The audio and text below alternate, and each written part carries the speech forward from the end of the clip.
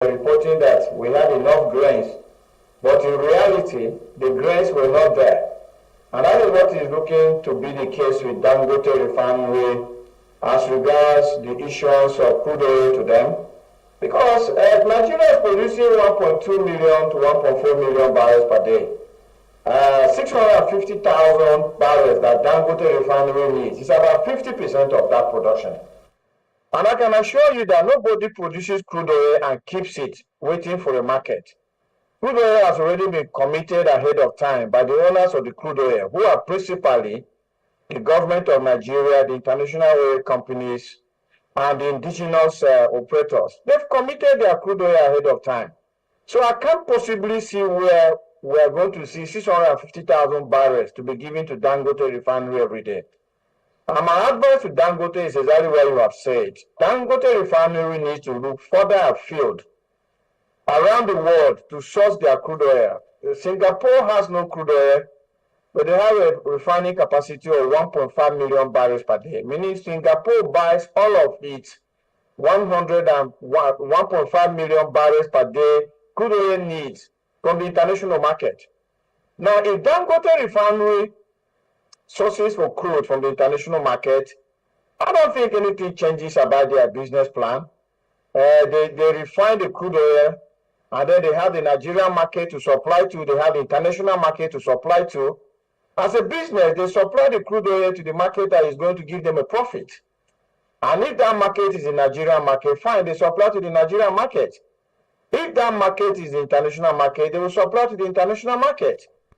If the price at which they are landing their petroleum products in the Nigerian market is more than what the federal government thinks Nigeria should be buying petrol for, the federal government can continue their subsidy scheme, even though they deny they are not subsidizing crude oil, petroleum products. We know that they are subsidizing PMS.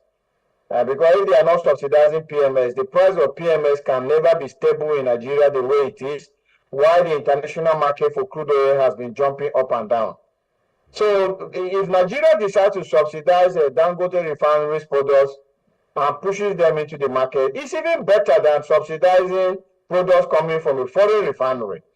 Because the Dangote Refinery will be recruiting Nigerians, paying taxes to the Nigerian economy, generally adding value to the Nigerian economy, as in comparison to a refinery in Singapore that were subsidizing their products and they are adding nothing to the Nigerian economy. So that would be my view on the Dangote Refinery issue. Yeah, but you know that the 650 barrels will not be given to Dangote alone. We've been told that it's going to be 400 and something, maybe 450 or so, that will be given to all the refineries in Nigeria, including the modular refineries that are already operating and that may be operating afterwards.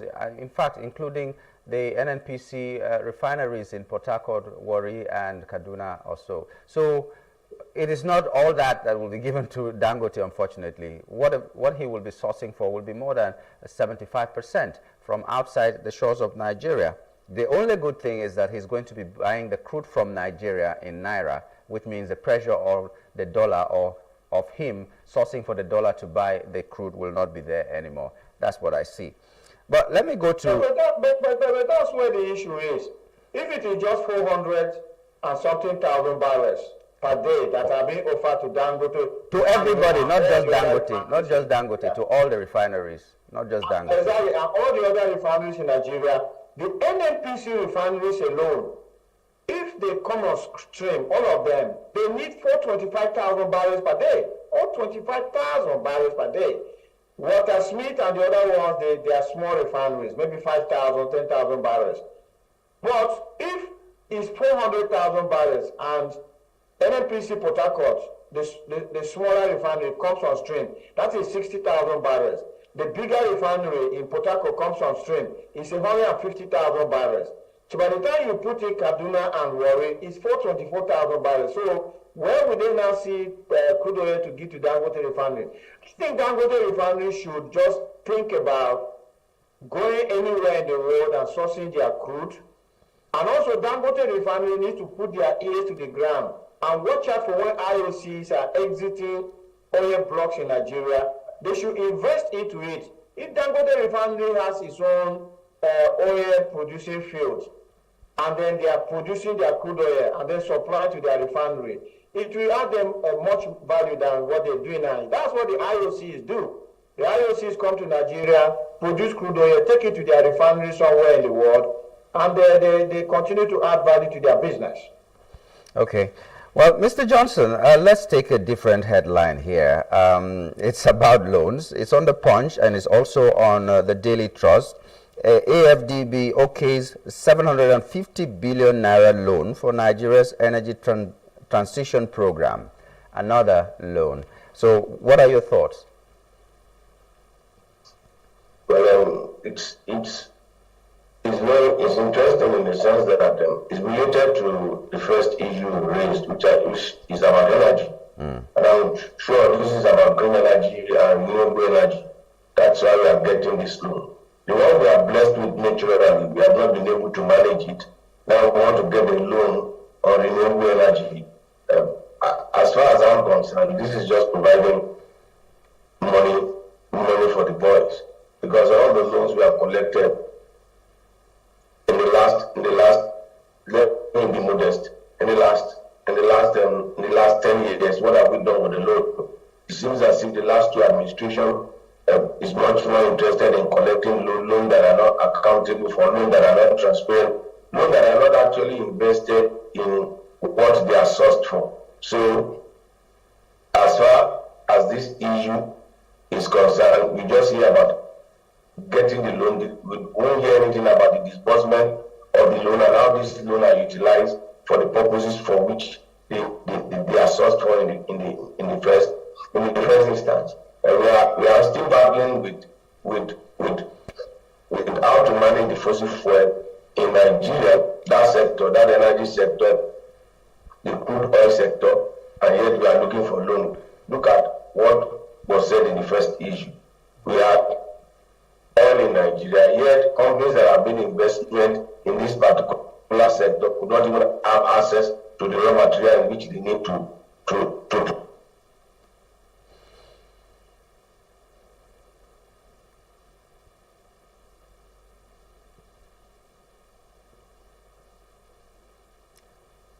We have lost the audio. We can't hear you, Mr. Johnson. I don't know why.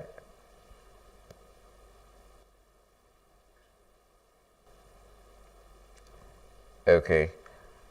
He has muted himself. Mr. Johnson, please unmute yourself because we can't hear you. Okay, we've been talking with Mr. Johnson and Nick Agule. We are still on the papers this morning. As we wait to get the audio of Mr. Johnson fixed, let's go to other issues that are being discussed here on the headlines or on the newspapers. FCE Governing Council removes provost, appoints replacement is a headline here, but we're going to something else. Businesses shut in many states. That's another headline on the Daily Trust. And then we have cost of healthy diet rises by 45% in 6 months. Cost of healthy diet rises by 45% in 6 months. Okay, so everything now that we're going to be discussing will be more or less related to the protest that is happening. Without singling out any of these headlines to bring, because every newspaper that we are treating today has this. Vanguard, The Guardian, Daily Trust, Punch, you take your pick. Mr. Agule, tell us your thoughts about the protest and what has been happening.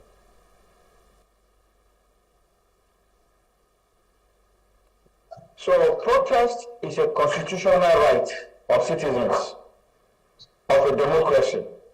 And if we are practicing democracy, we have to make it possible for citizens to vent their grievances or anger in protest, peaceful protest, lawful assembly.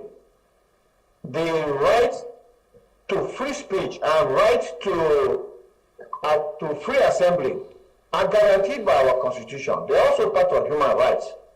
So what is expected of the government is to create the enabling environment for citizens to protest for citizens to be able to exercise their constitutional right to make their voices heard. But in Nigeria, the reverse seems to be the case. The government is unable to provide security for the people. And we see cases of kidnapping and all sorts of criminality going on around the people. The government doesn't mobilize security to come out. But when the citizens want to protest, that is when the government mobilizes security to come out. The level of security that has been mobilized, look, I saw a video in the Lekki axis in Lagos that was purported to be, shot in preparation for this protest. There were like 100 security vehicles on patrol, trying to stop citizens from protesting. Why were those vehicles not lined up to protect citizens who have been taken for game by kidnappers, bandits, armed robbers, all sorts of people around the country? So the Nigerian government is failing in its own constitutional duties of providing a safe playground for citizens to protest. Instead, you hear threats from government. The other time I was hearing about Asari Dokubo. This is a man who protested with arms. He used arms in the Niger Delta to protest. And now that he is having whatever links he has with the current government, he is not threatening those who want to protest peacefully not to come out. So I think if we want to practice democracy, we want to have the ingredients of democracy in place. And the ingredients include the right of citizens to assemble and protest lawfully and in peace. It includes sanctity of the electoral process, independence of the judiciary, independence of the legislative arm of government, the rule of law. All these things are missing. And if they are missing in Nigeria, then we can never say we are practicing democracy. And if we're not practicing democracy, in vain do we hope to gain the dividends of democracy. Okay. Mr. Johnson, sorry, we lost your audio for a while there. That's why we couldn't continue with what you were saying. But instead of going back there, would like to go forward and talk about this protest that is going on. Even the FCT minister that was talking tough is now saying that we are ready to dialogue, and some people in the presidency are saying that the government is ready to dialogue, even though some of us are still not comfortable when they apportion blames to the opposition only, seeming as if it is only the opposition feeling the bite that is making people go on the streets. But if this dialogue comes up, what are some of the things that you would like to be addressed? What are some of the things you expect the presidency or the government to address? First and foremost, government is to politicize and all that. There are a lot of uncoordinated approach in terms of the government response to either criticism of its policies, whether internally or externally. And you look at how the government reacted to when Senator Ningi criticized the budgeting process, and we look at how the government reacted to when Senator Ndume raised the flag with respect to the situation of things in the country. And it seems as if the level of tolerance of this government to criticism is not high. The beauty of democracy is that there will be dissenting voice. It's about consenting and dissenting voice. Majority will have their way, and the minority will have their say. And just like you pointed out, we have seen reckless statement and threatening statement on the part of the actors and players of government, particularly the minister of Federal Capital Territory, the spokesperson to the president, and then all other unsolicited spokesperson of the president, Asari Dokubo, like was pointed out, Reverend Mokri, and the likes, Daniel Bwala and the likes of them, speaking on behalf of the government with respect to the citizen not having the right to protest. So I think that's the first approach, because as far as I'm concerned, I think it is the reckless statement on the part of unappointed spokesperson of this government that has aggravated this issue, that has heightened the tension concerning the protest. The second aspect of it is for government to address some of the issues that have been raised. What would have stopped the president from giving a national address, appealing and speaking to Nigerians that, well, we have heard your voices, we have listened to you, and we'll do the needful. Just give us time, give us patience. The president had time to invite traditional rulers to Aso Rock, invited governors to Aso Rock to dialogue with them, invited governors to Aso Rock to dialogue. These are not the actors that are actually calling for protest, and they have time for him to invite those that are calling for those protests to dialogue with them. Rather, he was dialoguing with people that are part and parcel of the establishment, and see where it has led us to. So I think these are some of the issues that needs to be addressed with respect to dealing with dissent. Dissent is a core component part of democracy. There will always be dissenting voices. There is no way you can do away with dissenting voices. All of us cannot sleep and put our head together in one place. It's about how you manage issues. And if you don't manage issues, unattended issues lead to conflict. Conflict not resolved leads to crisis. Now, the government did not manage the issue very well, and the issue has led to conflict, which has led to untold crisis that the consequences, I'm not too sure we are going to recover from it in the next 6 months or in the next 9 months. Some families have been left with a lifelong damage because they've lost their breadwinner, they've lost their son, they've lost their daughter, both on the part of the protesters and the part of those that are employed by the government. There was a case of a policeman set ablaze in one of the northern states. These are uncalled for, these are avoidable, and these are force majeure that the government could have prevented with just dialogue and reasoning with people. Well, look at what the Senate President, look at the reckless statement made by the Senate President concerning the protest. It's just unbelievable that you have elected officials who be so insensitive to the plights and the needs of the citizenry, and at the end of the day, to be playing the ostrich, blaming the opposition.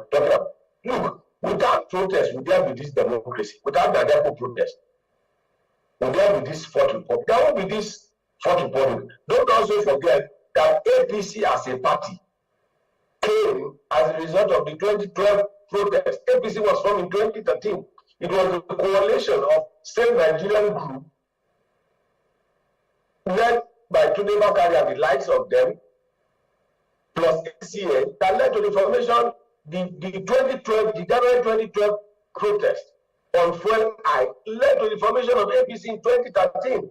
Now, if they could come into existence as a result of protest, and Avenue was provided for them to protest them, why are they denying people from having protest? And let me quickly add this so that I can allow my colleague to have his input. He spoke about the mobilization of the security agency. There's nowhere anywhere in the world, that you have mass protests that does not lead to riots at the end of the day. Whether it's in America, whether it's in Great Britain, whether anywhere you have protest, that it does not lead to. Look at what quote unquote the Americans, particularly the Democratic Party, called the Summer of Love in 2020, the George Floyd protest. Look at what it led to: wanton destruction of property, looting, and the rest of it. What government usually do is to ensure that protest does not happen. Whatever is within their means, they dialogue with the actors and the players to prevent it. Because once you allow protest to happen, unscrupulous element will tap into it. It's clear. I can tell you of personal experience why I did not do union in school. In 1991 or 1992, I recall, it was on fuel crisis. We went on protest. The Federal Capital Territory was still in Lagos. We were all university students, UNILAG students. We went on protest over that, and we seized more than 500 vehicles belonging to federal government on Third Mainland Bridge.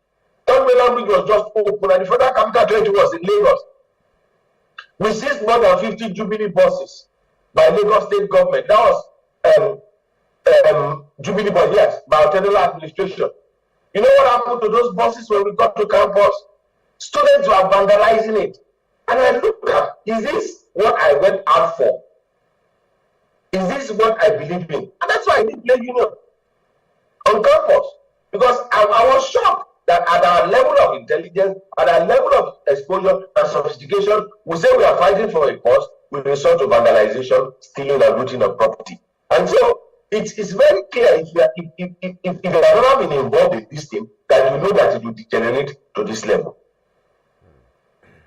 Okay, Mr. Agule, the government on the one hand is saying that they have done a lot of things, and the questions or the requests of the people who are protesting have been, how would you rate or how would you, what would your comment be on the response of government to the request of the people? I'm not talking about how they spoke to Nigerians, but I'm talking about the things that they're doing to show that they are proactive.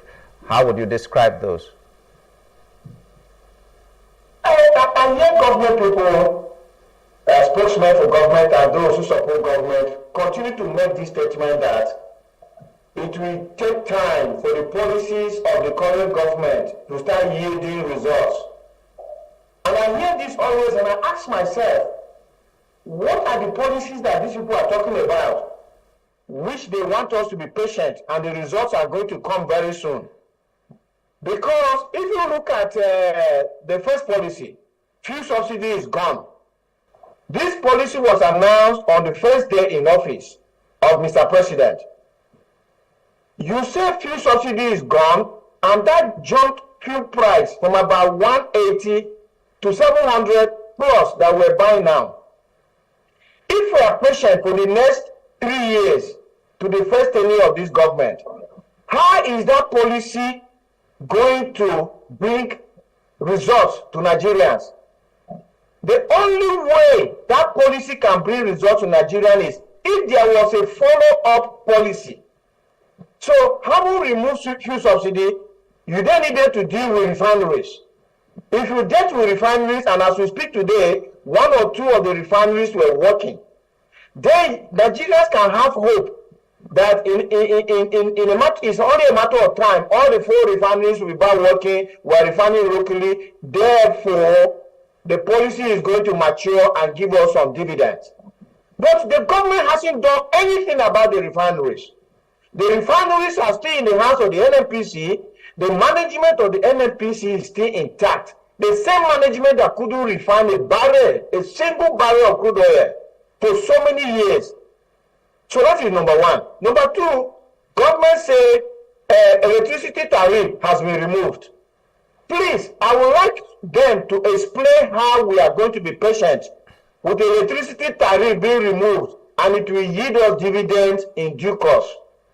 The only way for dividend in electricity to be yielded is if government followed up that electricity tariff removal policy with a policy of changing the game in the electricity sector. The transmission company in the hands of government is wasted, pinning us down to 3,000 megawatts. The discos were sold to government people, is pinning us down to 3,000 megawatts. If government followed electricity subsidy removal with changing the structure in the transmission company, changing the discos, we will be hopeful that in due course there will be plenty of electricity supply and the prices will come down. Let us look at the one of interest rates. The central bank keeps hiking interest rate. If we are patient now with interest rates at 26.75% for the next 3 years, how is that going to bring in a succor to us? I can't see any succor. So the only way that kind of policy will bring succor is if government is now looking for ways to aid production of goods and services in Nigeria, such that Nigerians will no longer now have to be paying high prices because of the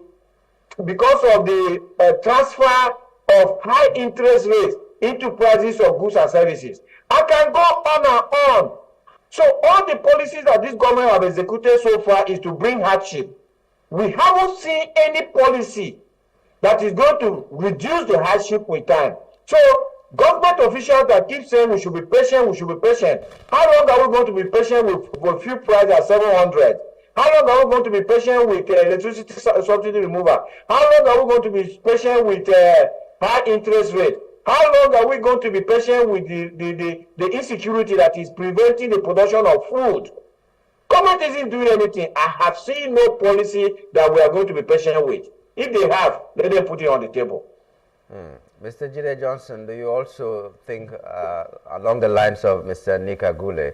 You are in the education sector apart from anything else, and then we see that there are student loans that government has given to students, even though we still see some institutions are not able to access these loans. And then yesterday we saw on the headlines that the students might need to pay up to 80,000 naira as electricity tariff in schools to be able to have light in school and all that. So I don't know if you are also of the same school of thought with Nick Agule, that the policies of this government are not thing to write home about. Yeah, let's just go into that education we should talk about. It's just how sensitive, how ungrateful, and all those that are in government, they are to the Nigerian people. One, you are beneficiaries of scholarship and all forms of subsidy concerning education.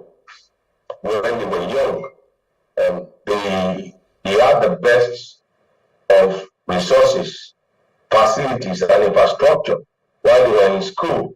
In actual sense, Nigerian school, for most of them, Nigerian school, I was told, and I've done my research concerning that, that is only those that are not brilliant enough that sought admission abroad in the 60s, in the late 60s, and in the early 70s and the late 80s, because we have foreign nationals coming to teach in Nigeria or from all over the world. Our institutions were the best in the world. We are one of the best in the world in terms of faculty, in terms of resources. All you need to do is just to take a trip.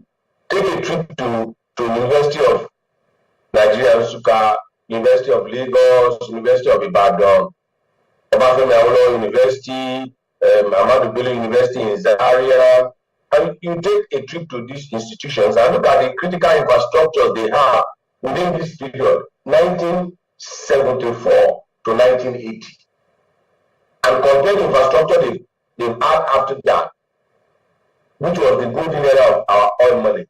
And then you look at what students were enjoying then, and who are those students then, and compare it to what the students are enjoying now, and compare to the resources they are requiring parents to pay for students now, you understand that they are just taking us for granted. They don't really care. They don't really care about us. They give us something with their right hand, and they take it back with their two left hands. And that's what this government and successive government have done in Nigeria. As far as I'm concerned, I'm totally against the removal of education subsidy. I'm totally against the government coming up with student loans, because in terms of before we got that bill passed, it was the first one that was passed was rejected by the Nigerian people before they passed, and the second one, even they are telling us that there is going to be an amendment to the one they've passed. I think this government is in a hurry. That's just my conclusion. This government does not think through its policies before they roll out their policy.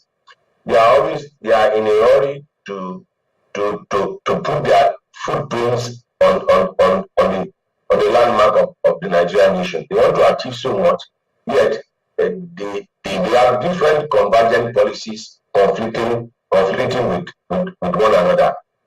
So the education, the student loan, apart from the student loan, okay, what have they done concerning the educational sector? Okay, they have given the student loan. What the money they've saved in terms of the subsidy they removed from education, have they invested it back to this institution? What are the infrastructure that this government has put in place in the last 1 year in those institutions. You can take a trip to this institution and see what they've done in the last 1 year since they've removed this particular subsidy for education, and then bringing in the student loan that student can access the loan. So, all right. Okay. Well, I for a guess very long time we just see that this government has just imposed untold hardship on Nigerians, and they are insensitive to the plight of average Nigerians. well, it's unfortunate. They hit the ground running, but it's unfortunate that they may have hit the ground running in the opposite direction. Progress is somewhere, and they are going the opposite way. It's unfortunate, but we hope that there will be light, because right now a lot of Nigerians are not seeing the light at the end of the tunnel. There's no tunnel even. We are just there in a hole.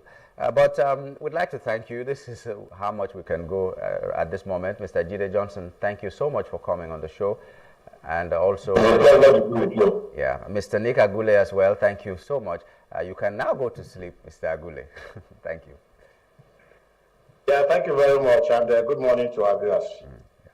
Okay, so we've been talking with Mr. Nick Agule and Jide Johnson, both public affairs analysts. Nick was talking to us from the United States of America, and Mr. Jide Johnson from here in Lagos. We'll take a short break, and when we return, we'll be joined by some other analysts that will be looking at the protest and everything else. And also, we hope to be joined by our correspondents from all around the country that will be giving us situation reports where they are. Stay with us.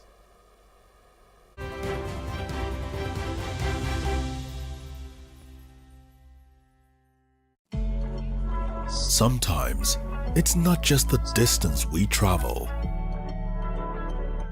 It's the gaps we close.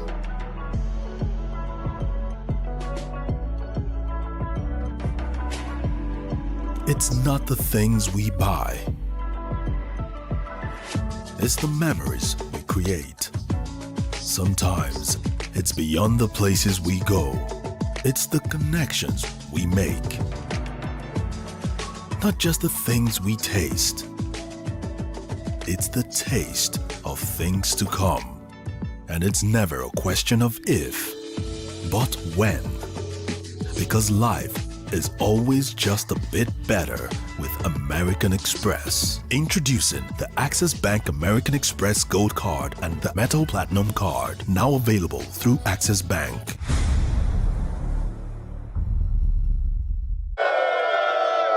First of all, I want to thank you.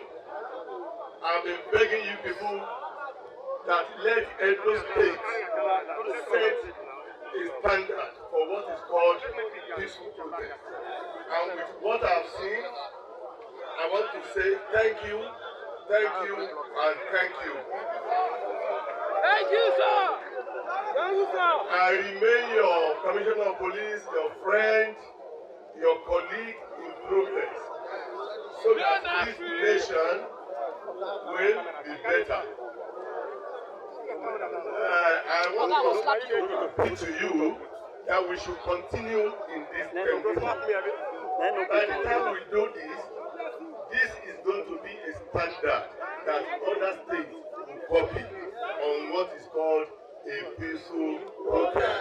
All the police where you see around are to protect you.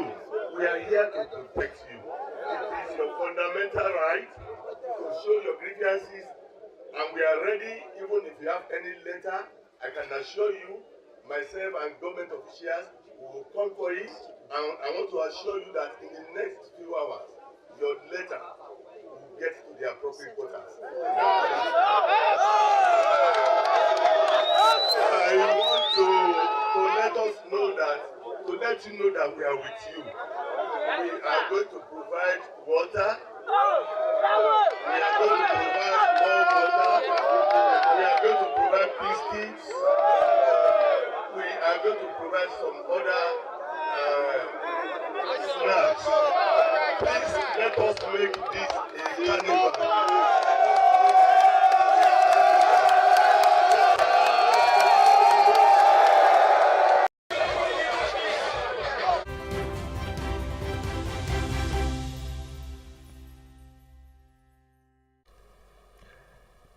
Thanks for staying with us.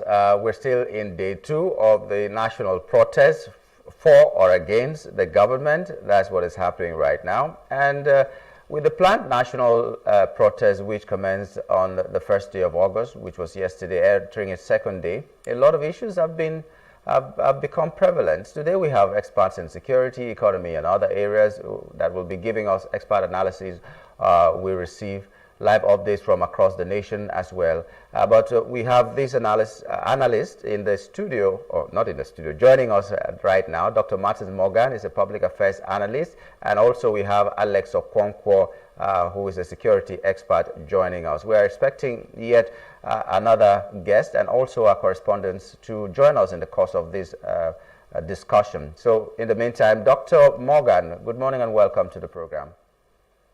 Yeah, great morning. Good morning, everybody. Good morning, my brother there, and good morning to the crew. And Mr. Okonkwo, good morning and welcome to the program. A beautiful morning to all Nigerians. We wish everybody well. Okay. So let me begin with you, Mr. Okonkwo, because of what we said before even coming on air. This protest has come up, and you were trying to just tell us that there is a good side to it. A lot of people may not see the good side. So let's just get to understand what this good side to protest and whatever is happening in our country right now is. Okay, so it's very straightforward. When you're building a democracy like ours, which is in a third world country, we must also situate ourselves. Nigeria is still a developing country. We are far from it. What that means is that the democracy itself in Nigeria is something we're still nurturing. What that also means is that there's no real communication yet. I bet you that if you were not in the media, you would have a lot of difficulty talking to your own local government chairman, your own House of Reps member, and your own senator. I bet you that's difficult. And that's the case for 95% of Nigerians. Those who can do that are very connected. And those who are connected are asking for contracts, for handouts and all that. Most of the people, most of the population, most of the students cannot relate with their leaders. I'm not saying that's a bad thing. I'm saying that's the process. We will get to the stage where when things happen, like in the US, after 400 years, you must recognize, you can talk to your senator.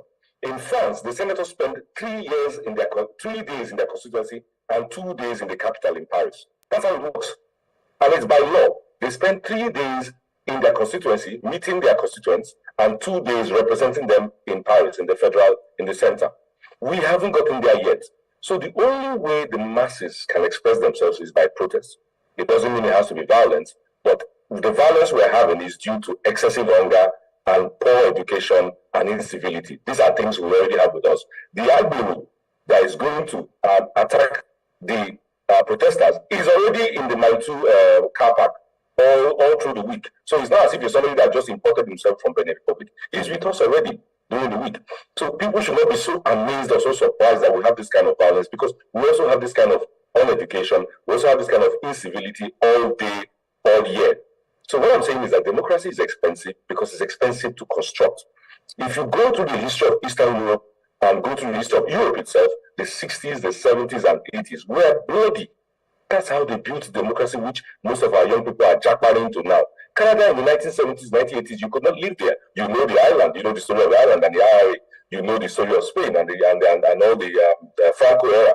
So democracy is something that has to be built and nurtured. It is expensive in manpower, in human resources, and even in social resources. Okay, let's hear you, Dr. Morgan. This is 25 years of democracy, and I don't know if we will still be calling it nascent democracy, because if you had a child of 25 years, you will begin to think about how this child should stand on his own. Even in some other countries, from 18, you should stand on your own. For democracy, maybe it will take a longer time, but whatever is happening in Nigeria, can we still say it's because our democracy is young? Well, I think what my brother Alex said is it can give us those cursory historical review of how it's gone and how the process, like he said, in France too. Yes, France is the country I know very well. He was very right for what he said about France. But then the question there is that, like the question we are asking, are we still in nascent democracy? That is the question I want to ask, which I feel that if you are copying something, you have to copy. It's not that you are so nascent, but the issues are those representing us or those who are involved, the politicians who are involved, they have a different mindset. And that different mindset made them not to abide to the ethics of what is obtainable in other land. Like you rightly said, you hardly see even a politician in the US or Europe or in other country flying around with that type of motorcade when he's going to work or going to his village. Most times, what we have here, we are having a bunch of Epicureans who are just more interested in seeing how they can attend funerals and birthdays and weddings of their siblings without really telling the people how you can translate. Like you rightly said, there's a total disconnect between them and us. By the time they are seeking your vote, they come to the nook and crannies, they use your vote to get in, but by the time they get in there, you don't get them again. So you cannot tell me that because democracy is young, at that point, that is why you're unable to do that. After 15, 10 years of practicing a particular thing, because there is no that responsibility of answering or questioning the status quo. That is why it becomes like a norm. They started behaving and they accept it as how we are. And we have a very docile electorate in the sense that they are not taking about the education on how somebody is going to represent you to understand that yes, you have the right to call it back. Just like what Professor Padora said in the substance of politics, that democracy becomes one of the worst form of government for the third world country because it's not being able to put you at the right frame of mind of that responsibility and accountability. You hardly find it. So I may not really agree too much to say that because it's a nascent one. It's just the innate great intentions of those who are going there and the way they look at the center as a national, I don't want to use kick, the center as a national oil boom for them to go and just amass the wealth for themselves. So this is why it becomes a do or die affair. We are not going there actually as a representative because it's lack ideologies. Most of our political democracy, we are copying last ideology. The ideology is not seen, and that is why we are feeling this type of situation we are today in that type of total menace. So it's bad. It's bad. So it's a mindset. There's no voters education. There's no the political education. There's a total disconnect. There's no record process, even though it is enshrined in the Constitution that you can record. They find it very difficult to get it done because already you have a group of stomachists. Stomachists is a process of where leaders are thinking from their stomach. You are a security expert, my brother will agree to me that is funded by greed. This is what happened in Guyana, trying to some of the elements. That is why our people keep on dancing with face cap and a t-shirt when it's time for campaign. But we don't question the ideology behind some of these campaigns. This is the problem we are. So it's not only the leadership, but the followership. In fact, there's no leadership. It's just the politicians who are just there to make it a fanfare. That is why we are having that type of disconnect. That is why we are not having some proper updates. All the updates you get is just the negativity of their intents. So this is what we are having, and that is why it has gone back to the macro system of economy, where some policies are not people-oriented, but some policies are individually oriented. That is why they can tell the whole Shamba that we are not in a nightclub. That is why they can tell you, go and protest, some of us will be eating. Invariably telling you that there's chicken, we are going to eat chicken. So there's that sort of disregard to the people. So this is where my brother was talking about that disconnection between representatives. Okay, let me come back to you, Alex. It's not listen, it's the innate greed. Yes. Let me come back to Alex. The operative word when you were talking, the operative word when you were talking was building. You know, when you're building a democracy, a lot of things will be expected. But while we are building, who takes the mantle of leadership? Is it those people at the helm of affairs or the people? Because in Nigeria, what we see that is lacking is the office of the citizen. I'm not sure that a lot is being done there, except in cases like this where we have a protest and all that. So who takes the lead in building a democracy that will be suitable for us? The people. First, let me thank Doctor for all he said. Perfect. But I will respond to you by saying the people have to take the mantle. It's the people. Do you know what we're going through, sir? We're going through a system that were created by people who were mischievous. And that system is now creating other people that are mischievous. Are you getting my point? This system that we're running, this form of democracy we're running in Nigeria, was actually created by those who had bad intentions by creating such a constitution. And now that constitution is now breeding politicians that are not connected with the people. So everybody is culpable here. It is also a question of educating enough people to know what the democratic process is. We still don't have 50% of Nigerians educated. And I mean civic education now I'm talking about. I'm not talking of just going to university or going to FUTU. I'm talking of civic education, when you know your rights, your responsibilities, and your duties. We haven't gotten there yet. You saw it yesterday with the riots. The protest. You see, even my lapsus says it all. The protest, it is still a protest as we speak. So what is happening is that educated young people come out to say things are not working well. Immediately, the band of hooligans, the band of people who are really in hunger, the band of uneducated people come out to join them. What we saw yesterday, if anybody has a bit of political sense, should be scared. It means we're leaving a lot of people out of the system, and they are coming to hunt us. You and I cannot just spend our time training our children. Look, for as much as I know, there is no award for the best father of the year. Because what you're doing to your children, your father has probably done more for you. The point is, we have to also be careful and train other people's children. That's how we build a democracy. You cannot just take care of your two kids and say they are going to be lovely, they're going to love the ball. They are going to be staying side by side with that boy who was selling orange by the roadside, who is probably the same age. So there has to be a societal solution to all these things. It's not a one-on-one, you take care of your own, you go away. We are all here together. And so there's a bit of collective fault in this thing. You cannot just say leaders. Everybody, look, Doctor was saying it. There is no political education. When we come into elections, parties don't pretend they're manifestos. There's no real difference between the APC and PDP. In fact, they exchange senators and House of Rep members and governors. The current people in government, and I don't mean only the executive, I mean the legislature, are all made up of people who were ruling before one way or the other. They are either former senators or former governors or former... No, we have not moved forward. We think we've moved forward in 25 years. We have not, because it's the same people. Check it. Just look at it. The Senate president was a governor. He is a senator. He was a senator before on the ground. Now he's a Senate speaker. So I think we cannot keep doing that. Where are the changes? Where are the fresh minds? Where are the people who have been outside and have come back with some ideas? We keep recycling, and we keep, in fact, the people that brought us in the situation we are economically are those who are given the mantle to say they will bring us out. There's something fundamentally wrong. People should be mentoring people. And people don't know that the Democrat Party, when Obama was contesting, it was actually proposed by the cabal of white Democrats. Obama did not come out himself. People saw a young black man and said, you go there and make that speech. He was just a senator like every other senator. We don't do those things in Nigeria. It has to be somebody sponsored by you. It has to be your tribe. It has to be your tribe. It has to be your religion. It has to be your... No, we can't do those things. That's not how democracy works. We have to be able to allow other people to emancipate. All of us now in the studio should be able to have somebody who is not our kinsman that we are sponsoring one way or the other because we've seen a bright light in that person. But we don't do that yet.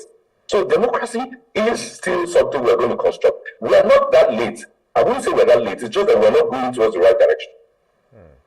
Like I said earlier on the program, the present administration may have hit the ground running, but in a different direction, in an opposite direction to progress. Dr. Morgan, everybody, or almost everybody, talks about the Constitution, that the Constitution is one of our problems. In fact, Mr. Okonkwo just said it as well, that we have had this Constitution that is crafted by people who may not have had the interest of the people at heart. And even now in the National Assembly, there is this talk about returning to a very old constitution of about 1963 or so, that they said that was the one that really spelled out the federation that we call Nigeria, that the federating units were standing on their own and it was working and all that. Do you really believe it's the constitution that is our problem? We have gone back to the national anthem. Now we're talking about going back for the Constitution. Maybe we need something that will reset our brain. We have to go and start from the 60s and the 50s and all that. I don't know. So what is your own take on the Constitution and the call for a review of this Constitution? Well, I think from my own very much understanding, that Constitution 1979, with the people of Nigeria, that started with the people of Nigeria and ended, God bless us. It was a constitution that was already drafted up by the military guys who selected some committee and put into place. But despite all that, we still have to have some of the positive in it to take it back. if you are talking about in the constitution, nobody asks you to go and live a lavish style if you read that constitution from page 1 to the end.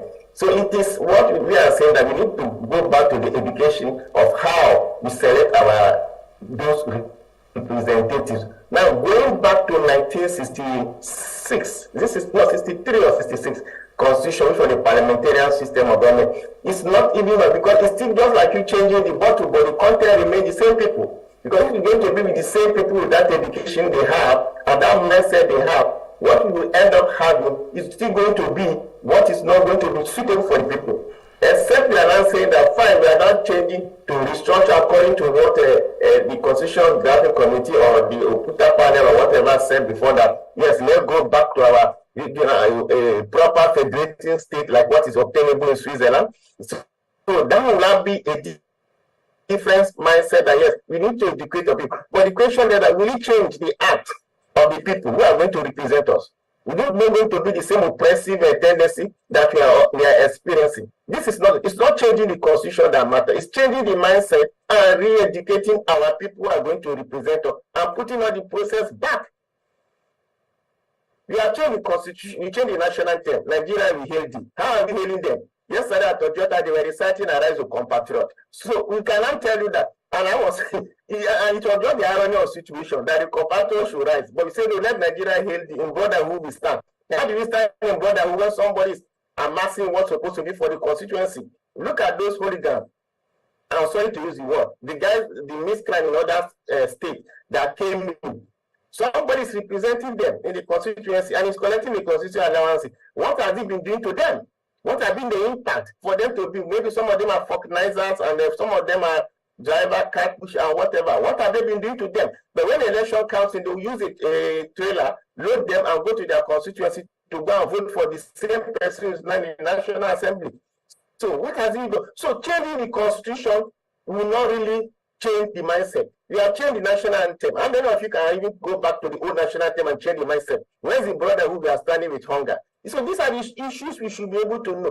I agree we are building a system, we are building a democracy and the rest, and let us have a true federation.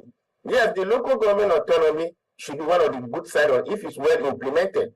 So like I have said, that mentorship, that what we don't have here is we are having godfatherism. If you have a proper mentorship, there's a difference between mentorship and godfatherism. Godfatherism is an act of servitude and you remain loyal to your soul, whosoever is your godfather. But mentor is that put you on the right pathway to do the right thing, to reflect on the society, whereby you can build another one. But when we are having a cyclical godfatherism that is embedded with grief. So is that part of the constitution? Is it the fault of the constitution for people to behave like that? No, it's not so. If you go to that 1979 constitution, maybe some areas should be amended. It will be amended, and maybe we are trying to see how we can bring some of the things in the exclusive and bring them down to a particular list so that we bring it down, we have a true federation. What is obtainable, I keep on saying Switzerland, they are one of the best federations I can think of. Whereby you know that the center becomes very weak, all of us will just meet at a particular period and we go. Like I said, democracy is too expensive for us in Africa here. What are we doing with the National Assembly and the State House of Assembly and the local government assembly? What are these expense? They are all living at the expense of the media resources from the country. That is why every person is making it as a do or die affair. You should be able to just go there and make sure. And when you get there, within a particular period, if you don't have anything, your caseman will call you. Why are you going there? Why didn't you get something? Just like what Chinua Achebe wrote in No Longer at Ease. So this is the situation we are finding ourselves. So constitution good, we can just amend certain provisions and change the out of our political and electoral processes, whereby we can now put sanctions that yes, we can be recalled. We can be recalled, and there should be a tenure period. Lots of people have been in that National Assembly from 1999 up to date, and they don't have, so they became permanent seat members in the National Assembly. If you want to tell, it is now we even know that that National Assembly they have in order of seniority. Those they get the allowances based on the order of seniority. Those who have been there for long, and so this is a Kabbalistic approach to that issue that we are creating, and it's not helping. So the young man outside who wants to go there, he wants to get to that cabal, and then it continues. So that is not what we want. After a particular period, like Macky Sall in Senegal, 5 years, 7 years, you go away. Another person come, and let's make that place a part-time thing, not a permanent job.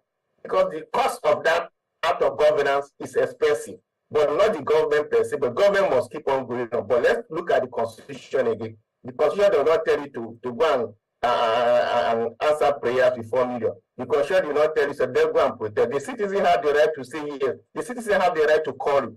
I remember that there was in one of the dispensation, the people tried to recall one of their senators. Was it Mr. Jimmy? And he never won. These are the situation we want us to get. It's fine. Look at the constitution. If you get. Okay, I do not know if really it's a problem of whether you stay in the National Assembly for a very long time. Even in America, there are people who have stayed for over 40 years in the National Assembly. It really boils down to, while you are there, what are you doing? How have you impacted on the people? How much of a voice for your people have you been? And that's what we should be talking about, actually. But some people we know use that as a retirement ground. We know that before you can become a very functional member of the National Assembly, there are some things that you might need to learn, and you can't keep changing people to go and start learning, and before you know what you are supposed to do, you find your way around the National Assembly. You are giving way to another person. But we will join our Benue State correspondent right now to give us an update before we come back to the issues that we are discussing right now, because these are the issues that have made it possible for August 1 to 10 threat to Nigeria, as it were. So let's look at what is happening in Benue. Let's hear him out. Good morning. Hello, good morning, studio. Agaji, Mr. Nyangu Agaji, good morning. Good morning to you. What is happening in your neck of the woods? In Benue State, how is the situation right now? The situation in Benue State is that the Benue people have not joined the nationwide protest. Okay. And the reasons was that they are just recovering from the insecurity, and some of them felt that the protest will bring more hardship to them. And following the pleadings of the governor of Benue State, they decided to heal to the pleadings of the governor of not participating in the planned protest. So I want to report here that one of the streets in Makurdi here, people are moving on with their normal businesses. Everything is going on smoothly. I am in one of the streets where you see the siren is high, movement is on. We have not noticed any strike. Any protest. Even yesterday, the Commissioner of Police moved towards the state capital to see the situation himself, attributed that to the success of the pleading of the security and the state government. So here in Benue, day 2 of the nationwide protests, still we have recorded zero compliance. That is the situation here. Okay. Well, thank you, Francis. You say you are in Makurdi, right?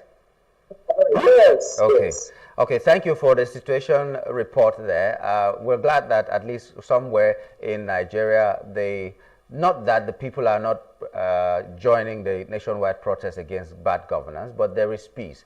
Whether they are protesting or not protesting, there is peace in Benue State, and we like that. Benue has been a very volatile state if it comes to insecurity, so it's only natural that the people will be thinking about safety first before anything else. Okay, Francis Terde from Benue State. We also have what was happening in Lagos State, but as we are talking to our guests that have joined us in the studio, we'll be getting some of these clips from Lagos State. In the meantime, Olasukomi Ogumoko in Ekiti State has just joined us. Olasukomi, good morning and welcome to the program.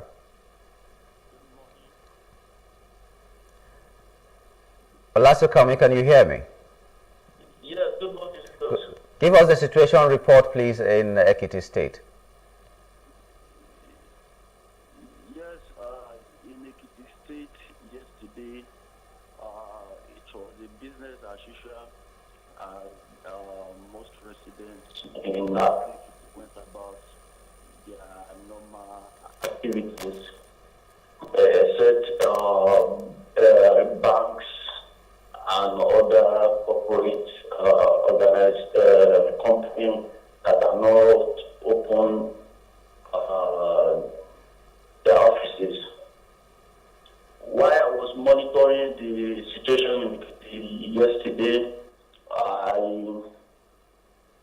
I speak with the Commissioner of Police, Adejumo Akinwale, where he addressed the journalists in the state that Ekiti State is peaceful and there was no protest in Ekiti.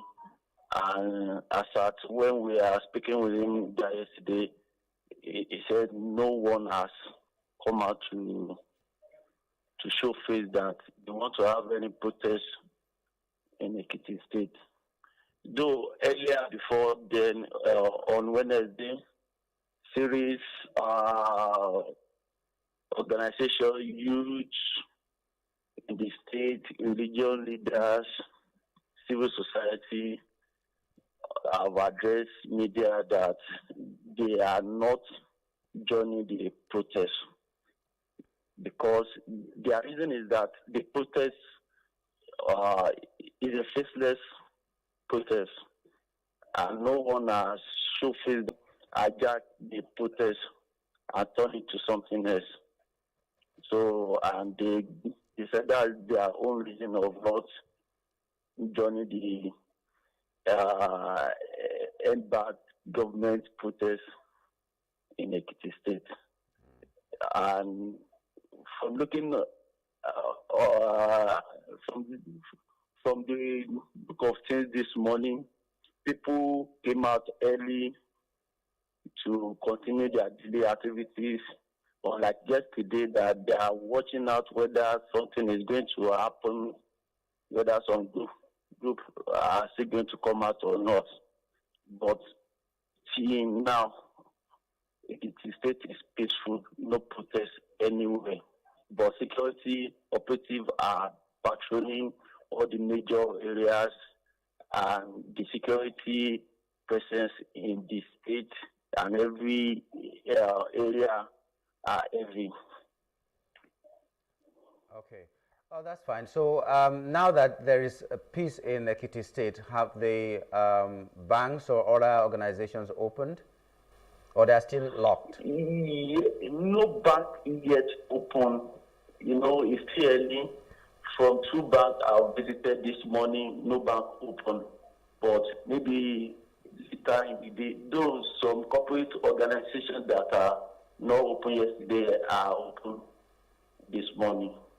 So some of them are starting up their offices and business. Okay. So that's the present situation now. Okay, thank you so much, Olasukomi, for the update in Ekiti State. Let me go back to our guests here. Mr. Okonkwo, let me begin with you as we wrap up on this segment. The response, let me not even start with the response. This protest has escalated. People have died. Things have been looted. Things have been destroyed and all that. What would you attribute the level of destruction or the level that the protest has taken now, the dimension the protest has taken now to? Would you ascribe this situation to the response of government, or that it is just a natural thing? What are the things that could have been done before the protest so that we don't get to the state that we have reached now with the protest, as a security expert? Two things we have to get right. First, I would say kudos to the security apparatus, the police in general. They've done pretty much well, especially in the very big states. That's the first thing. Second thing, we must clarify the 3 steps to a manifestation of the population. There's what you call manifestation, rightly, which is strikes, like students' unions presenting themselves in front of the VC. That's a manifestation. The next level is protest. Protest generally has a matching side of it, which means we grow from a particular area to another area. So you see huge crowds, like you saw yesterday, moving from, let's say, Ojota to Ikeja or vice versa. The third part of this is the worst part. A protest can immediately derivate into a riot. So that's what we saw in NSAS. Because of 1 or 2 shootings, 1 or 2 killings, it now became mayhem or uncontrollable. These 3 processes exist in any democracy. The point is, at which point does the government intervene? When I say intervene, I mean, where do we have an exit plan? What's the exit plan to stop the protest? Where do the citizens accept that the government has reacted well? We are now all going back home. If we don't define that, this can spiral into a protest. What you saw in a riot, what you have in Kenya now is a riot. It started as a protest. So everybody here, including the government, has to be careful for this not to move from that stage of protest, which is still peaceful, pretty much peaceful. Very shameful that a few people have died and that properties have been destroyed. But again, like I said earlier, democracy comes at a price. This is one of the prices of democracy. People died also in Tiananmen Square. People died also in the US. If you remember, the 50s, the 60s, and 70s were blood in the US, and it culminated in a black president in the year 2000. It's a process. We have to go through that process. But the government can intervene at any stage to avoid a riot. So for now, kudos to the security agents. It's not been that bad, I would say, contrary to what people think. It's not because we have deaths in Nigeria anyway. But it's shameful that people die. But we cannot now say that because there are a few deaths, the protest should not take place. A citizen of a country has the right and the duty to protest or not to protest. But my question is, could the government have done something else that could have maybe doused the tension so much so that maybe we would not even have this protest? Or even if we have it, we'll be talking about a one-day protest or a more peaceful one than this. Their response to this protest, did it contribute? Yes. Oh yes. The first people I share my fault is people in the NAS. All these senators and all the House of Rep members should have gone home and talked to their people. We keep forgetting House of Reps. The name already symbolizes the meaning. They are representing us. The point is nobody has contact with them. They are the first ones that should have gone in place of the government to talk to the people and say, look, we are doing this, we are doing that, it's going to take time. It shouldn't have been the ministers or the SAs coming to give people a lesson of why they should not protest. Protesting is the 5th or 4th arm of democracy. It is supposed to exist. That's the only way government sees that people are not happy with the process. So there has been a little bit of fault in government by not taking the right actions. And when I say government, please don't get it wrong. It's not the executive. I mean the government in general. The people at the NAS should not have been enjoying. Some of them are being thrown out of the country. They should have gone to their people, their constituency, and say, look, we know this government is doing this. Give them time. What exactly can we do now to keep people out of the streets? Not those 10 demands, of course, they're not going to happen overnight. Reducing subsidies is not going to happen overnight. But what can we do now to make you guys postpone your protest? They didn't do that. That would have been the first thing I thought. They had 3 weeks in advance, knowing that August 1 was going to happen. We all knew that. So what did the senator do when he heard that there was going to be a protest in 3 weeks' time? He just sat down and watched. It's not going to happen like that. That is also democracy. These guys should come and talk to us individually in their constituency and say, look at what government is doing, look at the blueprint, look at where we are heading to. Give us time to see if this government is doing that. Our job is oversight. The job of the Senate is oversight. But nobody is doing that. Okay. Right. Yeah. Right. Before I go to Dr. Martins to wrap up, let me go to Jos for our correspondent to give us an update. Nasir Saidu from Jos Plateau State, please. Good morning and welcome. Good morning, sir. Please, very briefly, what is happening in Jos right now? Okay, yeah, just yesterday we witnessed a very peaceful protest by a large number of young people who came out to, present their, plight, regarding the ongoing protest, nationwide hunger protest. And I must say that before yesterday, we have, as a general, we have several groups coming out to say that they are pulling out of the protest. And so we didn't really expect much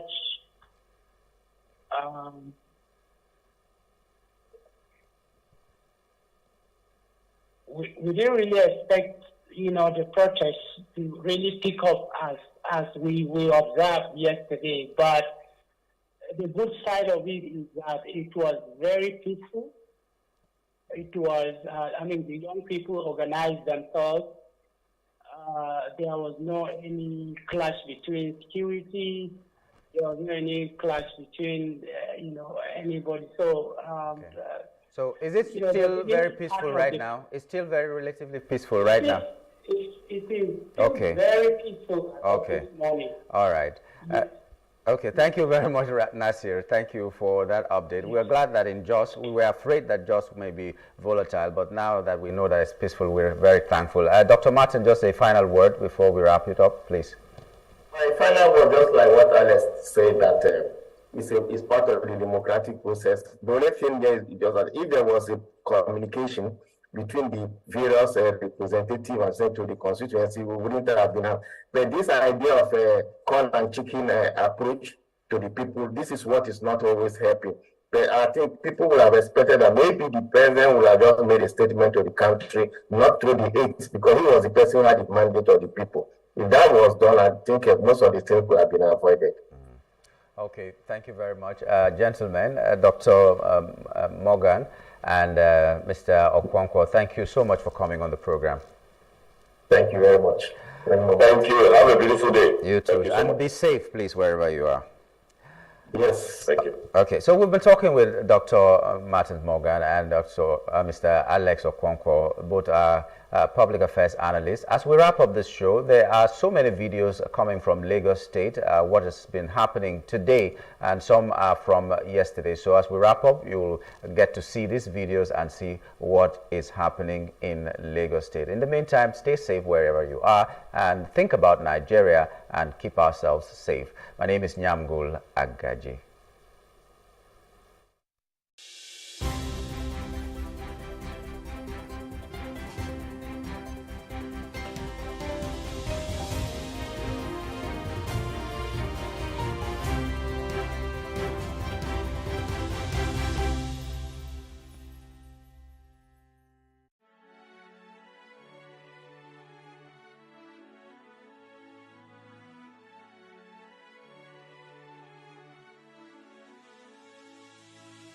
It is engagement we need to have. Those who suffer miscarriages are never taken into account. Members of the National Assembly are also influence peddlers.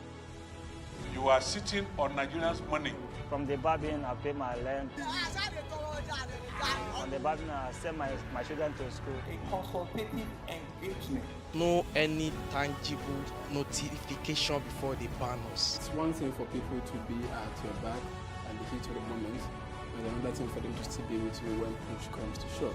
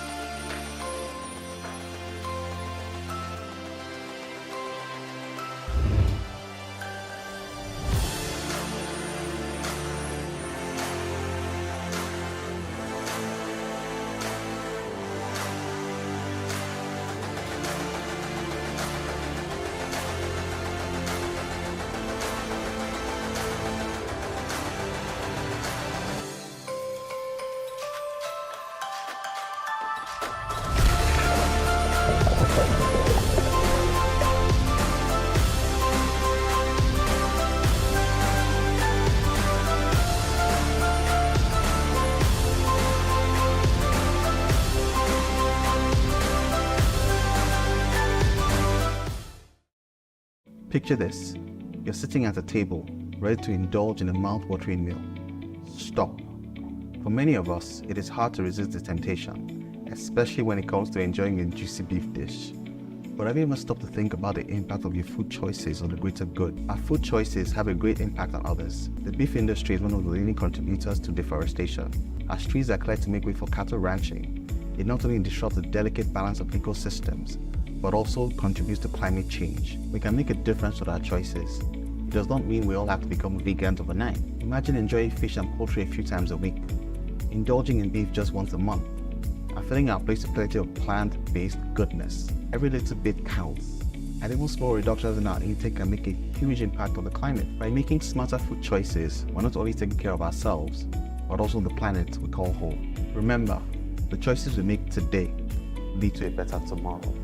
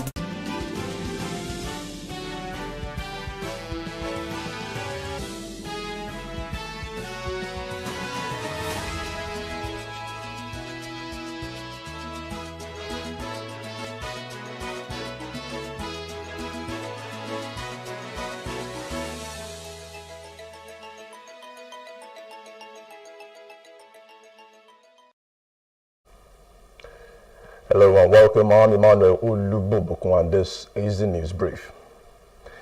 The #End Bad Governance protest near Abuja's Eagle Square turned chaotic on Thursday after police fired tear gas canisters at the crowd of demonstrators. Now, the protest, which had begun calmly, erupted into chaos around 11:46 a.m. when police resorted to using tear gas in an attempt to disperse the crowd. The protesters have defied the police's attempts to confine them to Moshood Abiola Stadium, the only venue the court had permitted for the demonstration. Earlier, the FCT Police Commissioner, Bennett Igwe, had warned the protesters that the police would enforce the court order and not allow the protest to be held elsewhere in the capital. However, the protesters argued that the Constitution did not give the court the power to dictate where citizens could protest. Differently, they marched from the stadium to Eagle Square, where police operators responded by firing bursts of gunshots and releasing tear gas canisters to break up the gathering.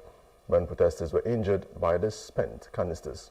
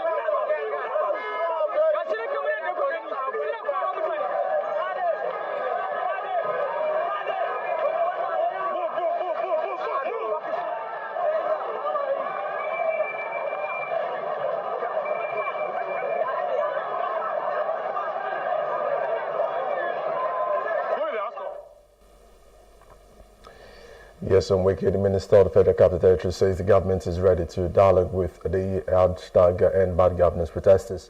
The protest against the economic hardship in the country commenced across many states on Thursday, including Abuja, the nation's capital. Speaking in Abuja, Wike commended protesters for marching peacefully through the streets of the city without causing any violence. He appealed to the protesters to give President Bola Tinubu some time so that his economic policies could come to fruition. Take this opportunity to commend the people, the youth of Abuja, for not being violent and not being trying to listen to our people. They have said severally that it is better to dialogue, it is better to sit down and iron out issues with government. I want you to continue with that peace process, and he who makes peace will at the end of the day enjoy the dividend of peace. I want to commend you and still talk to our people, appeal to them that we are still ready to sit down and talk with them and dialogue with them and iron out the gray areas, and we'll also be able to brief them on certain things too they may not know, because the information is power. If you are not well informed, you may take a wrong. Yes, Mike, still the Minister of the Federal Capital Territory says secret agencies have identified a senator who sponsored protests in the nation's capital. Speaking after our Security Council meeting in Abuja, Wike said the unnamed senator provided food for the protesters. Now, Wike said that his intelligence suggested that protesters want to destroy public property on Friday. We are going to say clearly that one of the reasons government are appealing to you not to carry this protest, that we believe some miscreants will take advantage and cause mayhem and cause destruction of property within their city. See what has happened in most of the states today. Kano is there, Kaduna is there. See what happened in Bauchi. We do. And that's why we say, look, we are aware. You have said this, you want it to be resolved. Now, look at the loss of lives in Kaduna.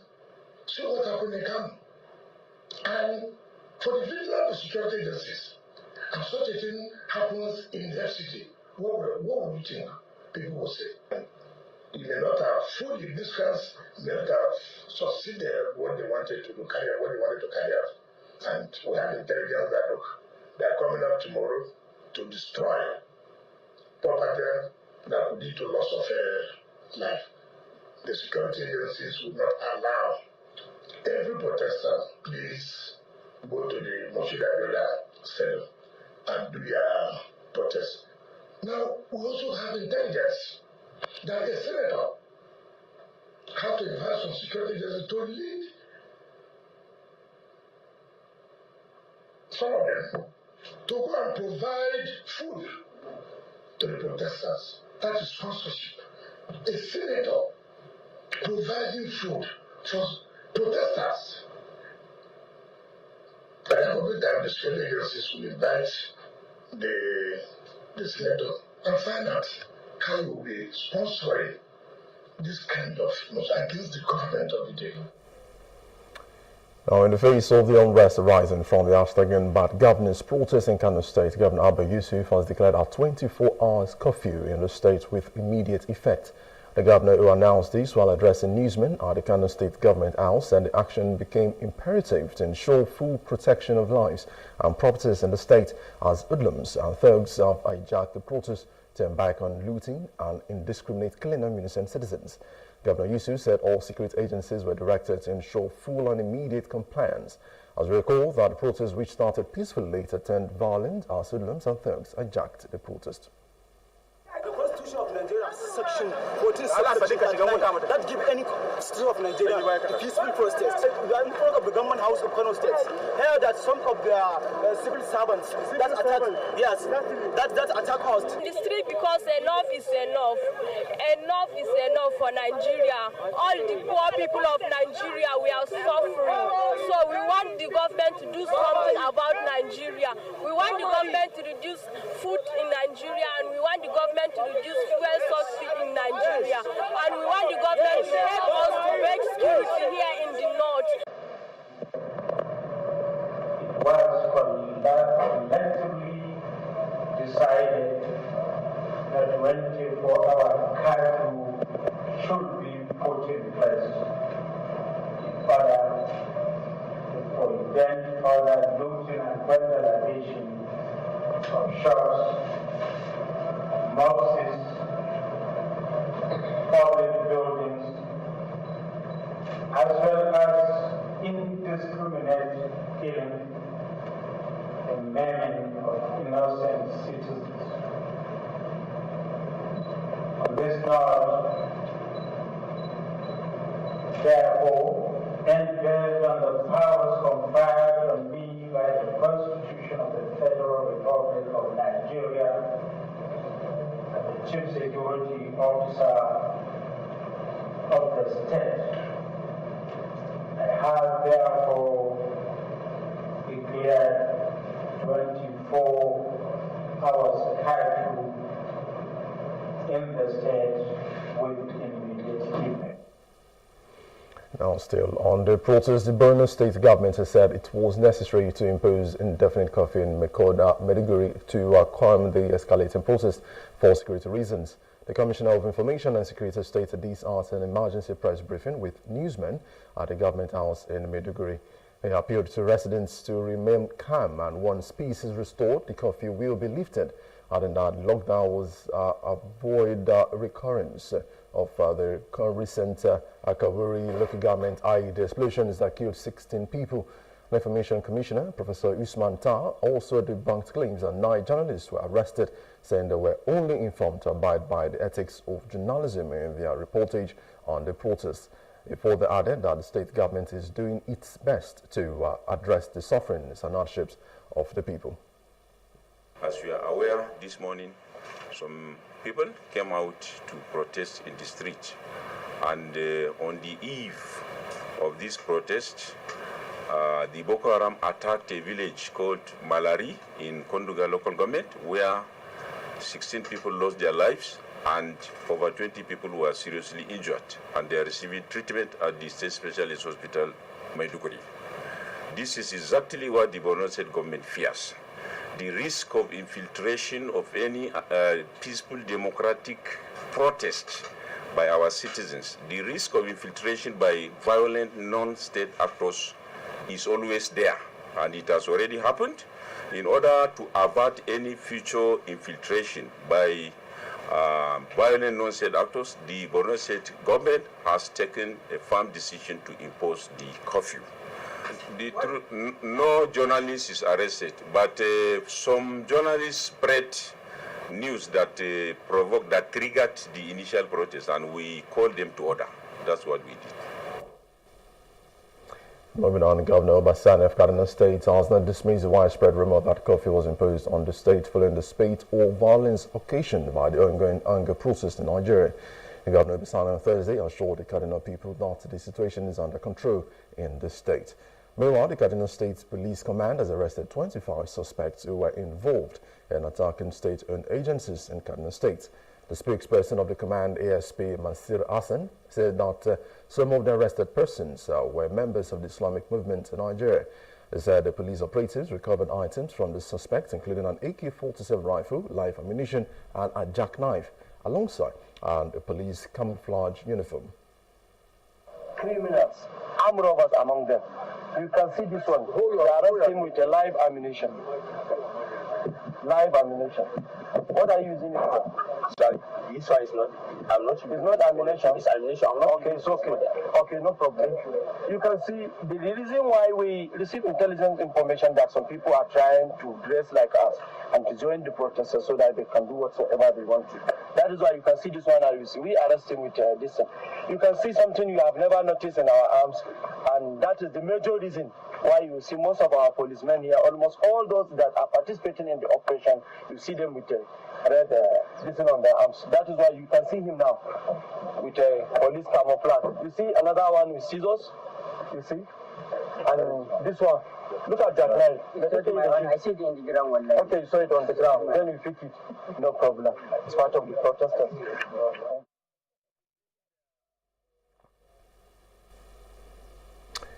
The Inspector General of Police, Kade Gutokun, has condemned the mass uprising, looting, destruction of properties and attempt to take over government buildings on Thursday by some individuals protesting against hardship under President Bola Tinubu's administration.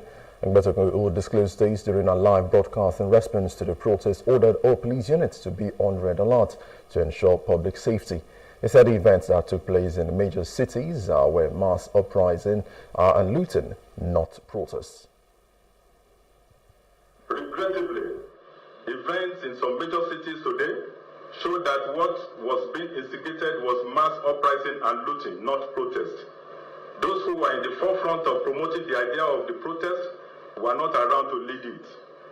Hoodlums have been let loose on innocent Nigerians and their hard-earned businesses and property looted and destroyed. The motive of the rioters was basically two: loot and destroy both private and government property. The destruction so far has been mind-boggling. There has been destruction in Kano, Borno, Yobe, Kaduna, Gombe, Bauchi, FCT, Abuja, Niger, and Jigawa. Police stations have been destroyed. There have been attempts to take over government houses, looting of government infrastructures. Several warehouses and shops so far have been looted and in several instances completely destroyed.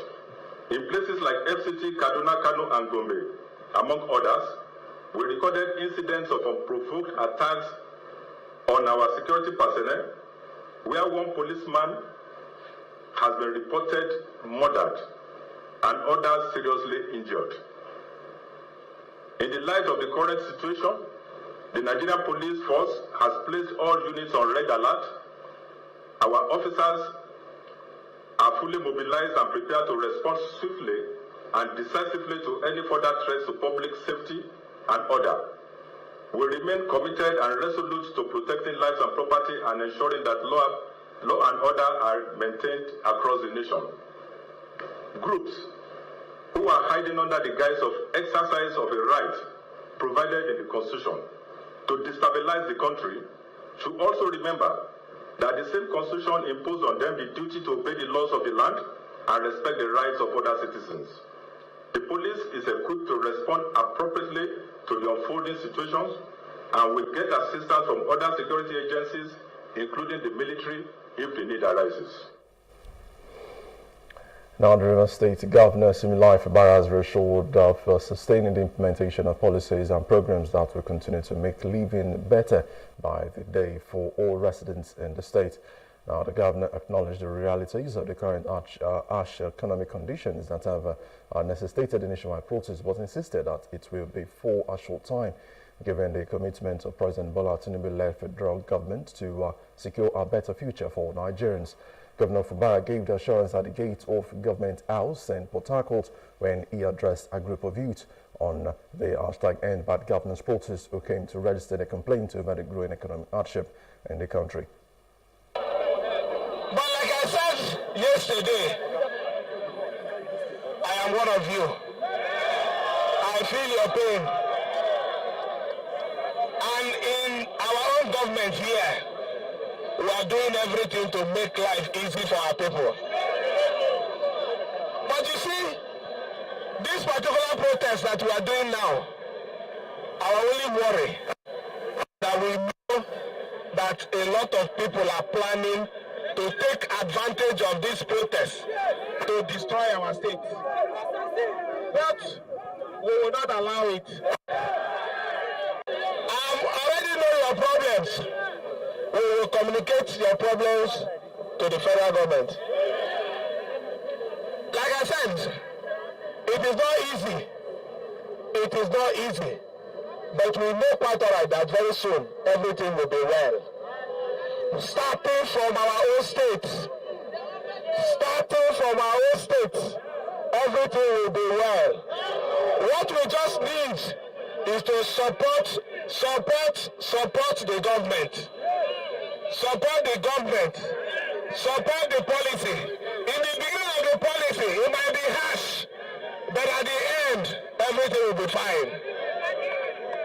We are going to make sure that we make life easy for you. I agree with you, there is hunger. We agree.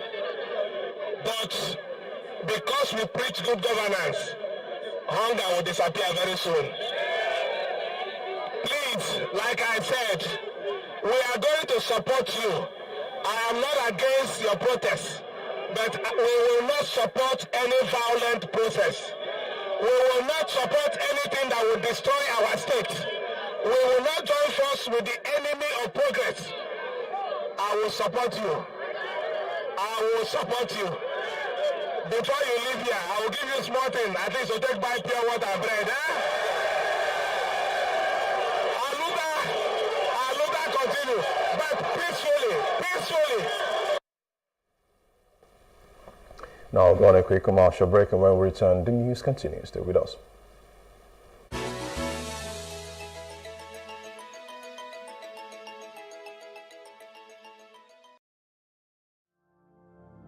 My name is Adejokela Sisi. I'm the founder and creative director of Planet 3R. As Planet 3R, we convert textile and plastic waste into eco-friendly products. The motivation actually came from a rural community in Ibadan here. Whenever it rains, the whole place, people will not be able to go inside the community. If it rains overnight, people will not be able to go to school, they will not be able to go to work. Anytime the water now goes away, you now realize a lot of waste. And I was like, this is actually the root cause of this problem, improper waste management system. Then I look at it that, what can we do to solve this problem? And that was how I started using the weaving skill that I've acquired from my mom since I was 9 years old.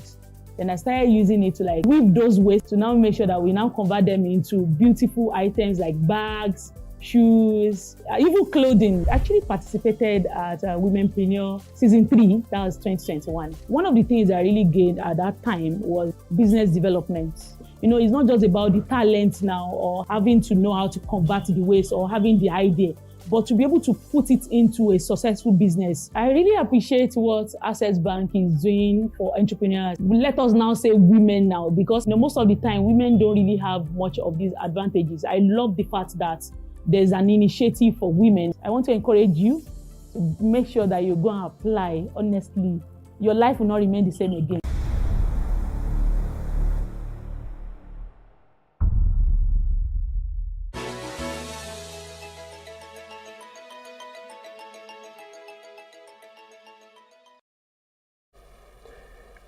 Back now straight to other parts of Africa. A court in Guinea sentenced former military leader Moussa Dadis Camara to 20 years in prison for crimes against humanity.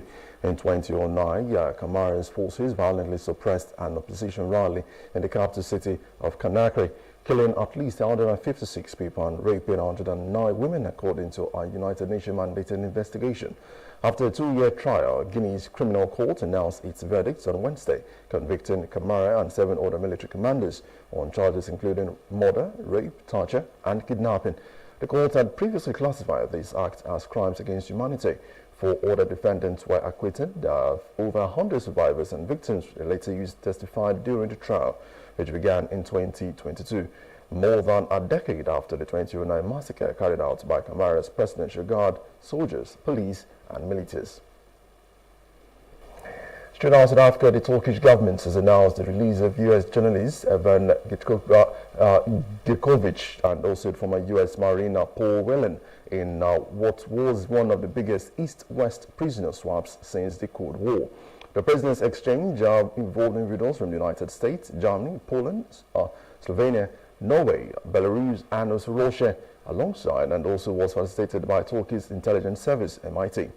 Now, while U.S. officials have not yet confirmed the swap, it has been widely reported by major U.S. television networks. The Kremlin has now declined to comment on the exchange, as Gershkovich, a 32-year-old Wall Street Journal reporter, was detained in March 2023 and convicted in a controversial fast-track trial on spying charges, which the U.S. has denounced as a sham. Straightway to business, the Nigerian Electricity Regulatory Commission, NERC, has reported that the federal government's electricity subsidy obligation surged from 252.76 billion naira to 633.30 billion naira in the fourth quarter of 2024. According to the NERC, the monthly electricity subsidy skyrocketed to 211.10 billion naira in the first 3 months of 2024, up from 84.25 billion naira in the last quarter of 2023. It further revealed that this increase was largely attributable to the government's policy to harmonize exchange rate and maintain end-user customer tariffs at the December 2022 levels. Now, the absence of cost-reflective tariffs compelled the federal government to cover the gap between the cost-reflective and allowed tariffs through subsidy payments. For administrative convenience, the subsidy is only applied to the generation cost payable by distribution companies, discussed to the Nigerian Bulk Electricity Trading PLC, INBET, at the source in the form of the discusses remittance obligations. And also sports, Team Nigeria will be involved in 6 events today as the athletics event of the Paris 2024 Olympic Games commenced. Nigeria's hope of clinching medals at the game has now been heavily linked to the track and field events, and all eyes will be on high jumper Temitope Adesina, women's discus trio Ashley Anumba, Chioma Onyekwere, and also Obiagere Amechi. Short but thrower Chukwu Ebuka Enetrechi, as well as the mixed 4x400 meter relay team, who will be competing in the first round of their respective events at the Stade de France. Indoor and outdoor national record holder and 3-time national champion Adesina, who is making her debut appearance at the games, will be out by 9:15 a.m. For a chance to make the final of the women's high jump. There will be more action in the evening session, starting with one-time African champion Anumba, as well as the Commonwealth Games and 2-time African champion Onyekwere, and also reigning African Games champion Amechi will also compete in the women's discus throw. And that's the news break. For more stories, please follow us on Facebook, X, and Instagram, and do subscribe to our YouTube channel at Plus TV Africa and Plus TV Africa Lifestyle. You can also view us from Limix on Limix.tv and Glow TV apps anywhere in the world. I am Emmanuel Olubobokun. Many thanks for watching.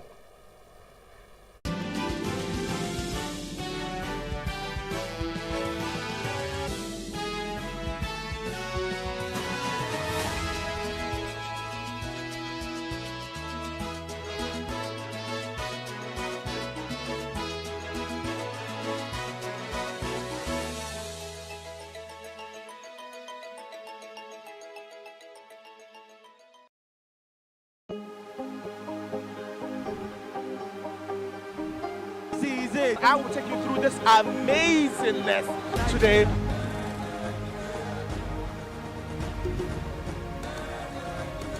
Welcome to Plus Trending. I am Buki November, your host, saying thank you for joining us on today's episode. Welcome back. It's tea time on Plus TV Africa. Practice makes perfect. I'm not perfect yet, but I'm a lot better than I used to be. He's a king. He's entitled to marry 100 if he wants to.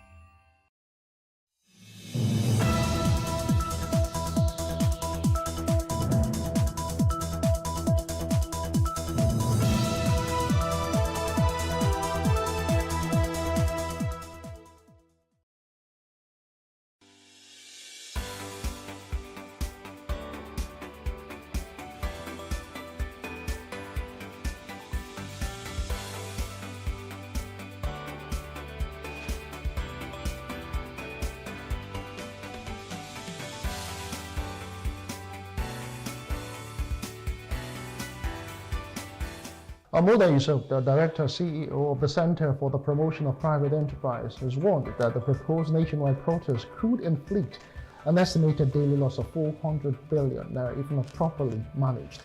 In a statement released, Yusuf cautioned that the likely economic impact would be grave dangers for an already fragile economy. He emphasized that the consequences of such a substantial loss would be very severe for the country and its citizens, projecting a high risk of shutdowns and disruptions across major sectors like trade, manufacturing, entertainment, transportation, finance, hospitality, agriculture, aviation, ICT, and construction.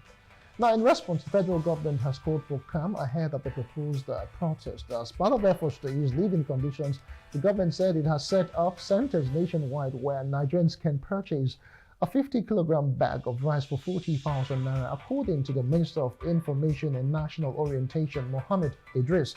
Now, he revealed this during a briefing on the outcome of the Federal Executive Council meeting, which was presided over by President Bola Tinubu at the State House in Abuja on Monday. On the show today, we will look at the economic implications of the planned nationwide protest. Thanks for joining us. I am Justin Akadomi, your host.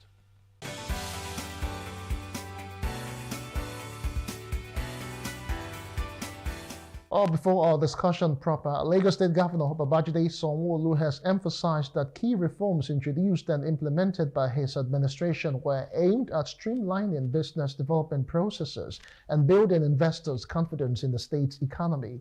The governor stated this while reeling out new investment focus on areas of opportunities before potential investors at the third edition of the Africa Social Impact Summit ACES 3.0. Details now. The event brought together a diverse array of stakeholders, including investors, policymakers, trade organizations, financial executives, industry leaders, and business experts. Governor Babajide Sanwo-Olu told the forum that the state is projecting a positive economic outlook driven by its growing population and the development of sustainable infrastructure to spur growth. In the last 5 years, like we've said, we've seen our GDP grow by almost 50%, and so it is to make sure that we can continually, encourage even in very difficult times, our investors to be able to have the conversations of de-risking, what could be their issues, what could be their concerns, and being able to give them that comfort, and that enabling, environment and assurance that whatever it is that they invest as a government will continue to play our own role and will ensure that the investments are not only secure, but they can also be guaranteed of some minimum return that would encourage and ensure that they stay around us. The managing director of Sterling Bank, Abubakar Suleiman, said the summit meeting aimed to boost investor confidence in local markets and foster a business climate of greater trust. The most critical thing for investing is that you have to be able to forecast what the future would look like. The moment you are no longer able to determine what the immediate future will look like, let alone the distant future, you are not going to invest. And that comes from one, policies, right? You've got to have policy environment where there's predictability, there's clarity. And I think Lagos has done a pretty decent job of providing this policy environment. The other thing that then comes with that is, even if there's policy, will it be consistently applied? Will it be applied to every investor in the same way? Again, very important that you can estimate that the policy affects everyone in the same way. But ultimately, it comes down to there has to be a level of respect between government and the investor community. Because in the absence of respect, the communication that would lead to the building of trust will not exist. So I like that Lagos State continues to convey, continues to come in for events like the Africa Social Impact Summit, and of course bring in all the critical stakeholders, their commissioners, the head of agencies, and we have brought in the investors leading to this conversation. So yes, without respect there is no trust, without trust there is no investment. what I'm taking home is the fact that you can trust Lagos for continuity. So if you're investing in Lagos, there's a continuity plan. So in a lot of times you invest, and much later when the particular government is over and done, policy somersault, there's no continuity. But if you're investing in Lagos, you're convinced that the continuity plan is already in place to ensure that even after this government is over and done, the policies that are in place can support your businesses and allow your businesses thrive. That's my take home from today. Continuity, trust. Lagos is building trust in the hearts of investors, and of course communication. Lagos is trying as much as it can to communicate the opportunities it has to the world, to Africa, to West Africa, and then bringing people together to review these opportunities directly from critical stakeholders, in the governor's cabinet. Investment opportunities in transportation, tourism, health insurance, and waterways, affirming the state government's commitment to advancing ambitious development plans for these key sectors. Welcome back from that report. Now, the Minister of Information and National Orientation outlined the government's recent efforts to provide relief for citizens. He stated that the federal government had distributed 740 truckloads of grains to state, and that the 50 kg bags of rice are now available for purchase at 40,000 naira per bag at designated centers nationwide. The minister explained that these rice supplies have been made available across all states, with centers set up to allow those in need to buy the rice at a set price. But Nigerians are wondering if that would actually do anything. But he expressed the government's expectation that the food prices will decrease, citing the arrival of rainy season as a contributing factor. He also highlighted that the student loan scheme and the planned rollout of CNG kits as additional measures to ease the cost of living.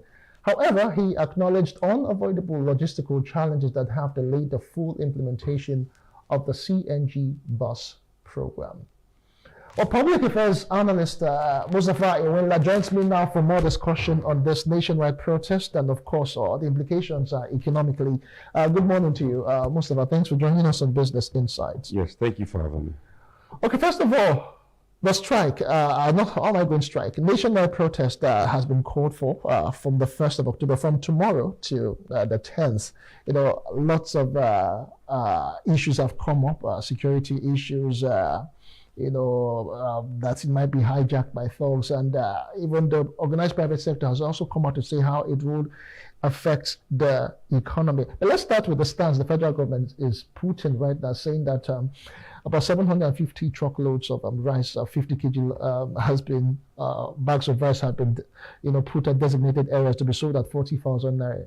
Is it just scratching the surface, or what's your opinion, really? All right. So to start with, I think it's very important that we put out the message that there's absolutely no need for the nationwide protest. Also, yes, the 1999 Constitution, Section 40 is clear that people have a right to peaceful assembly. But with the current state of the economy and with the fallout of what happened during NSAS, of course, the whole country is quite apprehensive as we speak. There's a lot of tension in the air, and that's why people are saying no to any form of protest, because we've seen how our last protest during the NSAS was poorly managed by our security operatives, and I think we saw that they were quite overwhelmed. But again, we are currently in a state where even some of the protesters or would-be protesters are saying that a state of emergency needs to be declared on our economy, particularly with the inflation rates. As we speak, 2 days ago, our inflation rate is put to about 38%. Just 2 weeks ago, when we had this conversation, it was about 34%. And now the government is saying they want to give out 50 kg of rice and sell it at the rate of 40,000 naira. One of the things we are doing with our economic policies and all that, I think the government is not looking inward to, provide long-term solutions. So selling 50 kg of rice for 40,000 naira, is that an ultimate solution to the economic issues we are facing? And by the way, how many Nigerians, you and I, will not have access to such palliatives? So we've seen what happened during the time of COVID-19. Palliatives were given out and they were scuffled somewhere along the line. We've seen what happened during the time of even COVID, even loans were given out to SMEs. How many SMEs got the loans? So all these are issues that we have tried over time, and we have failed in terms of, making sure that those that are directly in need of those palliatives get it. So selling 50 kg of rice for 40,000 naira for me is not a solution to our economic issues. I mean, our inflation rate is currently rising every day, every other time we wake up. And if we're not careful, it's going to lead our economy to comatose, a state where it will no longer continue to move forward or backward. But again, the government, I think that Mr. President, Mr. Bola Ahmed Tinubu is doing so much to see how we can salvage the current situation at hand. Just yesterday, we've seen how what played out when it instructed NNPC to start selling crude oil to Dangote and other local refineries in naira, not in dollars. And we know that the ripple effect, the good side of this is that it will drastically reduce the price for pump price for fuel, and it will also stabilize the price for fuel. I mean, just yesterday I bought fuel somewhere at the gas station for 1,000 naira per liter, not black market. On Sunday I bought it 800 naira per liter somewhere. So you see that even the oil marketers are doing what they like, and nobody is sanctioning them to say, because this is one of the root cause of our problems. Once the price for fuel goes up, the price for every other goods and commodities goes up. And by saying that, by instructing NNPC to say, okay, start selling crude oil for refineries in naira. I mean, Nigeria is a naira economy. We cannot be selling crude oil to our refineries in dollars.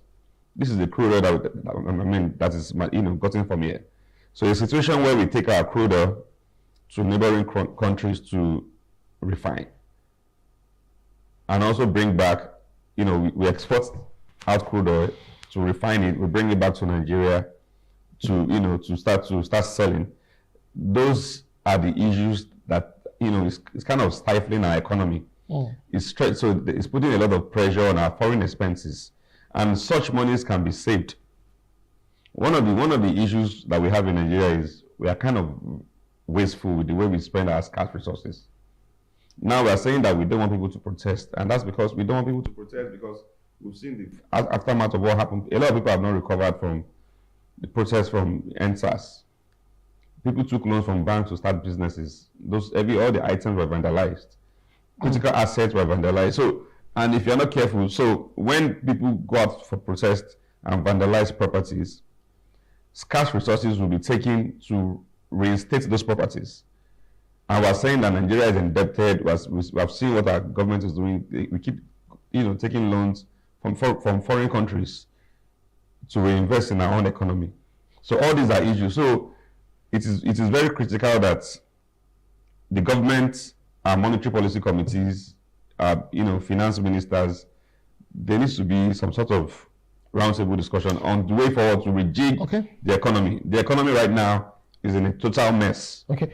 Speaking about rejigging the economy, you talked about short-term solutions and not being enough to tackle these issues head-on. Now, a school of thought would want to say that if the federal government could have been able to sell these bags of rice that they are talking about at 40,000 right now, so that means they could have done something like months ago. So how come they cannot really turn out or channel that subsidy to farmers so that way they can actually produce and maybe produce at a lower cost, so that way whatever they are bringing to the market would also be subsidized by the government. At the end of the day, Nigerians can actually still buy instead of having to wait for imported rice that Nigerians buy at least about 80,000 right now, meaning that they could have done something even before now. So it is very sad that we have a government that will wait till things go out of hand before taking proactive measures to looking for long-term solutions. And I've said it that short-term solutions will not get us anywhere. Just a few days ago, the president had finally signed the new minimum wage into law of 70,000 naira. But again, I said it somewhere yesterday, that's also a short-term solution. 70,000 naira will not get anybody anywhere. I further demystified the minimum wage. A average Nigerian worker will work for about 160 hours. If you do a division and all that, that tells us that the average Nigerian worker is going to be earning 400 naira per day. That will not get anybody anywhere. So yes, it's a step in the right direction, but a long-term solution is we need to industrialize the country. As we speak today, a lot of commodities that we consume in this country are being imported. We need to industrialize Nigeria. Our industries are shutting down. We keep saying it, but now we're talking about farmers. Farmers need to be, highly motivated. A lot of farmers go to banks to get loans. I know people who are very big in agriculture, but right now they're also struggling because the cost of borrowing is crazy. Just last week, CBN has also reviewed the interest rate to 26.75%. Percent. So a farmer who goes to the bank now to get a loan, obviously he's not going to get at the benchmark interest rate. He's going to get at maybe 30 or 35% from commercial banks. So that tells you that that farmer is practically running that agricultural business for the bank, because for the next 5-10 years, he's going to be servicing the bank. So a lot of this. So we need to give our agricultural, our farmers an environment that is very enabling. Let the government invest more in agriculture. That's the only way that we can bring down the prices of food items.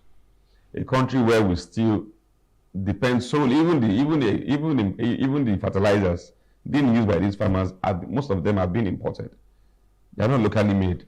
So a country that is dependent so much on importation, like somebody said, is going to be indirectly importing poverty. So we need to industrialize this country. People have to start. We have to start producing stuff by ourselves. Importation will not get us anywhere. If you look at the local things that we produce in this country, maybe rice, beans, but sometimes even if you look at this local rice that we manufacture, it's not even edible. So a lot of us still. So if you go to the house of any average big man in this country, you won't find them eating the local rice. Okay. So how do we make it easy for our farmers? Items, it will last you for the next couple of. It will serve you. It will give you value for your money, and that's why we need to encourage these people. There's a lot that needs to happen in our agricultural system. There's a lot that needs to happen with our economy. There's a lot that needs to happen with all our industrialists. That's why I particularly like the fact that Mr. President is trying to intervene. Mr. President has seen how Dangote has been lamenting for the past few weeks. And he has to intervene to say, no, what is really happening? Okay, let's even talk about the Dangote before I even mention other issues now. The Dangote issue, there have been talks concerning the sale of crude, because over time, the federal government, through loan negotiations and the foreign borrowings that were due, they signed future agreements and with some of these international lenders, and most times it is usually pegged on our crudes that we produce. So, from analysis made so far, even what we used to earn for foreign currencies, just the leftovers from after we've deducted the amount we used to settle part of our loan agreements and the interest, would that even be enough for Dangote himself? NNPC, being a federal government, I think they are doing so much to scuffle Dangote's brilliant idea of, putting up that refinery. Allegedly, okay. All right. Allegedly, yes. Yeah. This man is saying, we saw Dangote, we saw him lamenting about people calling him a monopoly. So now, this is somebody who has single-handedly built a refinery worth trillions of naira or dollars. And we have our own 5 or 4 refineries that are not working. Now they're just trying to get the Port Harcourt refinery to work. So a lot of our problems can be traced back to our petroleum sector, because everything we do in this country would depend solely on oil. Now, we're in the current facility now. If you want to find out, we might be running on a generator. So our power supply is epileptic. It's not steady. So again, the earlier we understand that a lot has to happen with our economic system, the better for us as a country. We cannot address socio-economic problems without talking about how to bring down food prices, how to create jobs for youth. A lot of these people clamoring for protest are the youth, and you cannot blame them for doing that. All right, well said. So as we begin to round off now, yes, because Muda Yusufa, the CPPE, is saying that we stand to lose about 400 billion naira daily.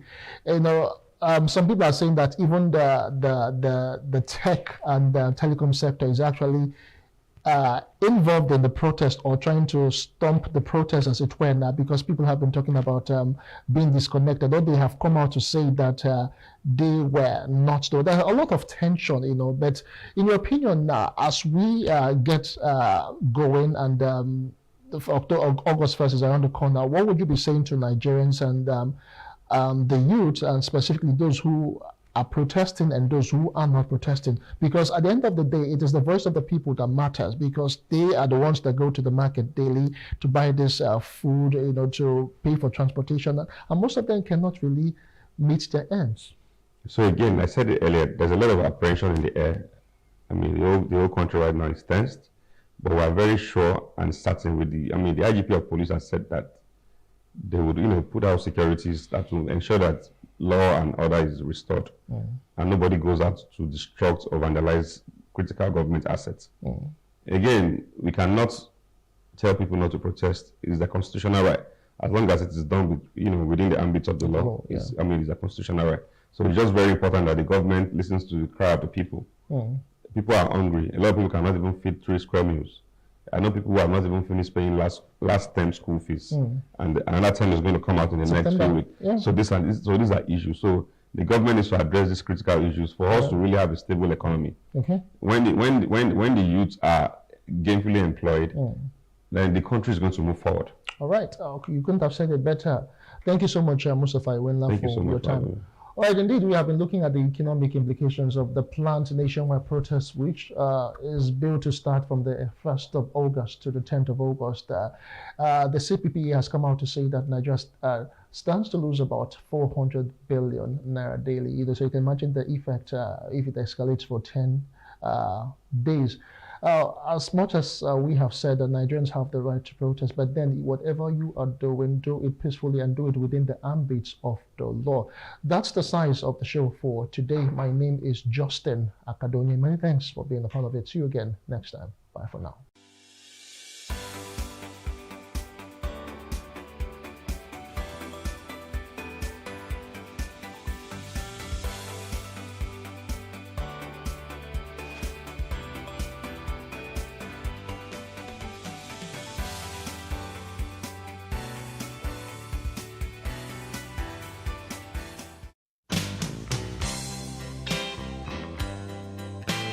Transportation in major cities in Nigeria has taken a different turn since the introduction of ride-hailing services enabled by technology.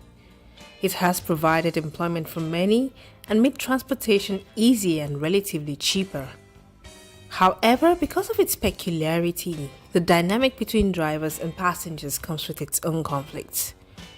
Drivers and passengers often complain about their interactions with one another. Many issues like courtesy on the part of passengers and drivers, being kept waiting for too long, where a passenger chooses to sit for the ride, the direction of the trip, and many more are some of the causes for conflict in this short relationship. Lawo, a hail ride driver, shares some of his experiences. At times, some of them will set location. The map or the app will automatically give them another location. So by the time you get to the location, on the address, you call them, they tell you, sorry, I'm sorry, I should have told you. The map used to do like that, used to take people to another state, go and turn and come back. That can be ridiculous. And at times, the Lagos traffic, whatever, that the route you pass now, or probably before you even got through, it was hell. Now, having to go back, it can be very irritating. How is this relationship supposed to be navigated? Mutual respect is key, and under no circumstances should riders or drivers disrespect the other. Riders should respect the vehicle they are in and should leave the vehicle in the condition in which they found it.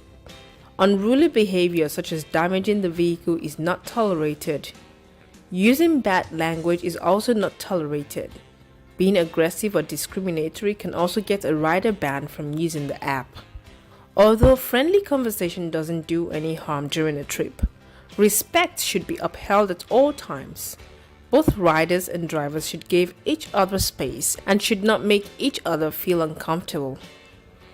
Getting to a destination safely is a top priority. This is why drivers need to adhere to the rules of the road, for example, by sticking to the speed limit, not driving under the influence of alcohol or drugs, not texting while driving. Drivers should always take a break if they are tired. Riders should play their part by wearing their seatbelts and not trying to cram in extra people when there aren't enough seatbelts.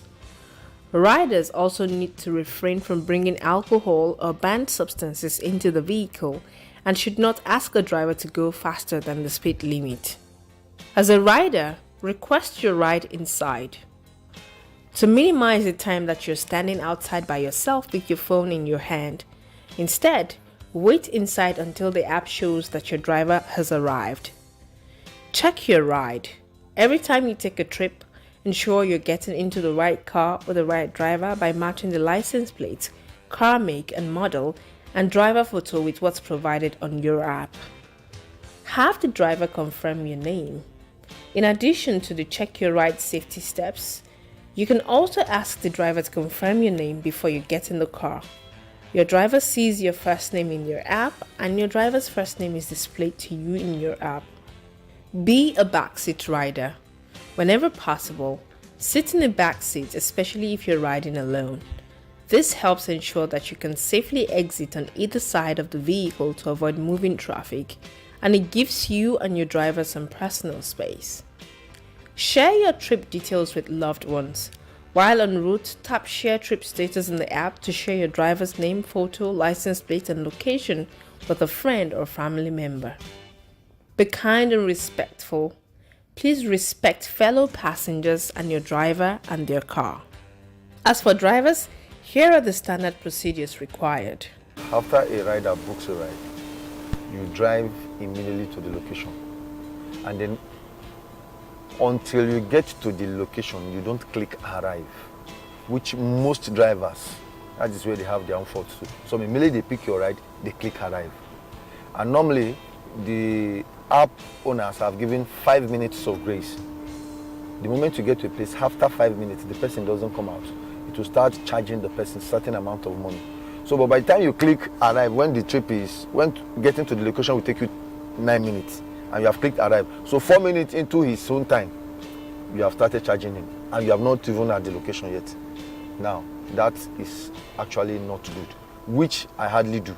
The only time I do it is when I'm booked in an estate, and I get to the gate, and they say, call the person to come out. Immediately before I call the person, I click arrive, because that's the estate. So having to navigate my way through that is own cup of tea. When I click arrive, then the person has 5 minutes before he will start being charged by the app. So after 5 minutes that I've clicked arrive, the person will start being charged. Then once the person gets in and will click start, then I'll ask the person, can we move? He say yes. Then I'll click starting up of the trip. So once I click on that, the trip starts. Then we continue moving.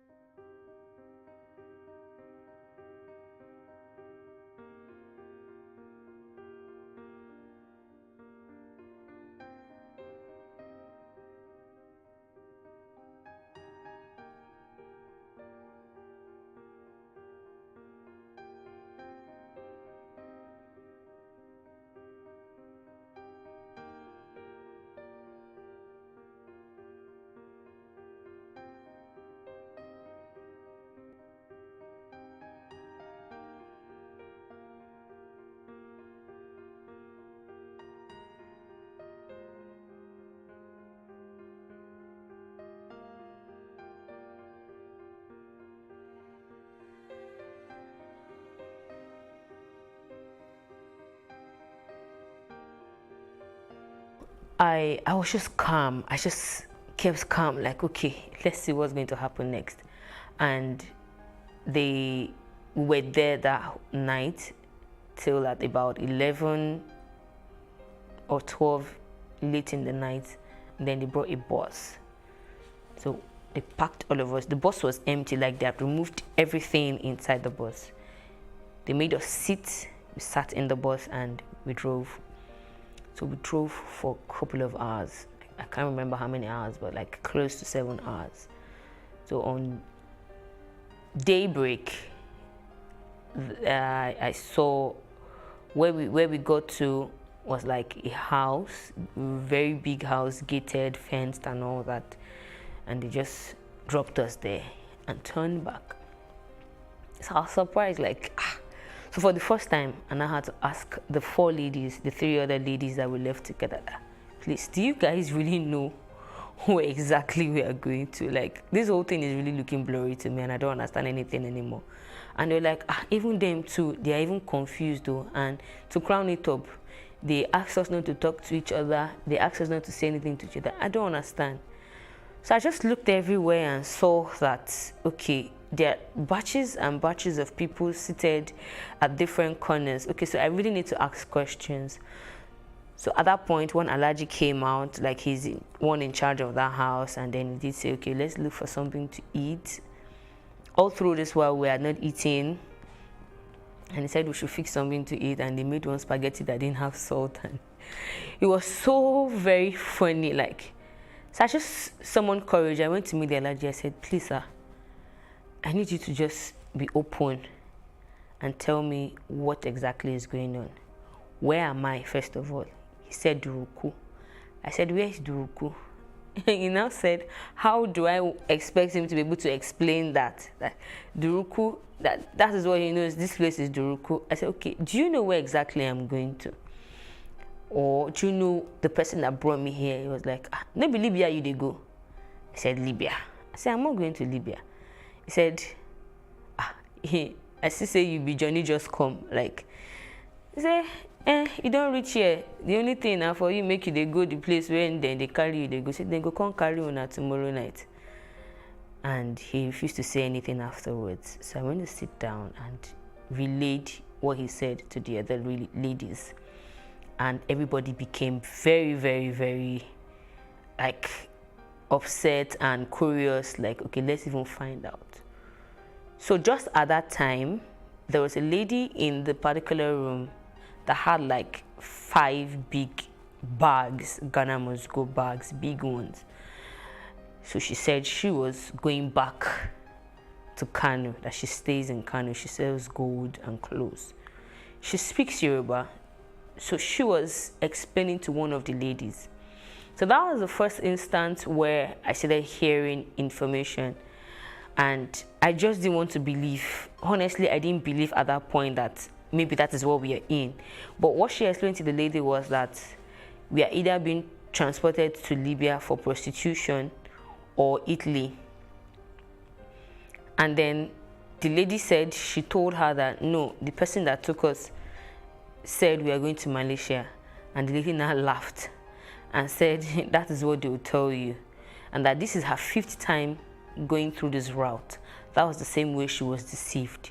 But she ran away and was able to find someone who helped her, and eventually that was the person she got married to, and now they are doing like illegal business. She goes there, buys stuff, and goes back to Kano to go sell. So I said, no, it cannot be possible. Like, we all agreed that it cannot be possible, because that was not what they told us. Looking at what the first guy told us, what the magician guy told us, what the lady told us, that it cannot be possible, that maybe hers is a different kind of connection. So fast forward from there, they came to pick us the next night in a Hilux, arranged us, and we drove for like 3 days non-stop. Okay, we had 2 stopovers.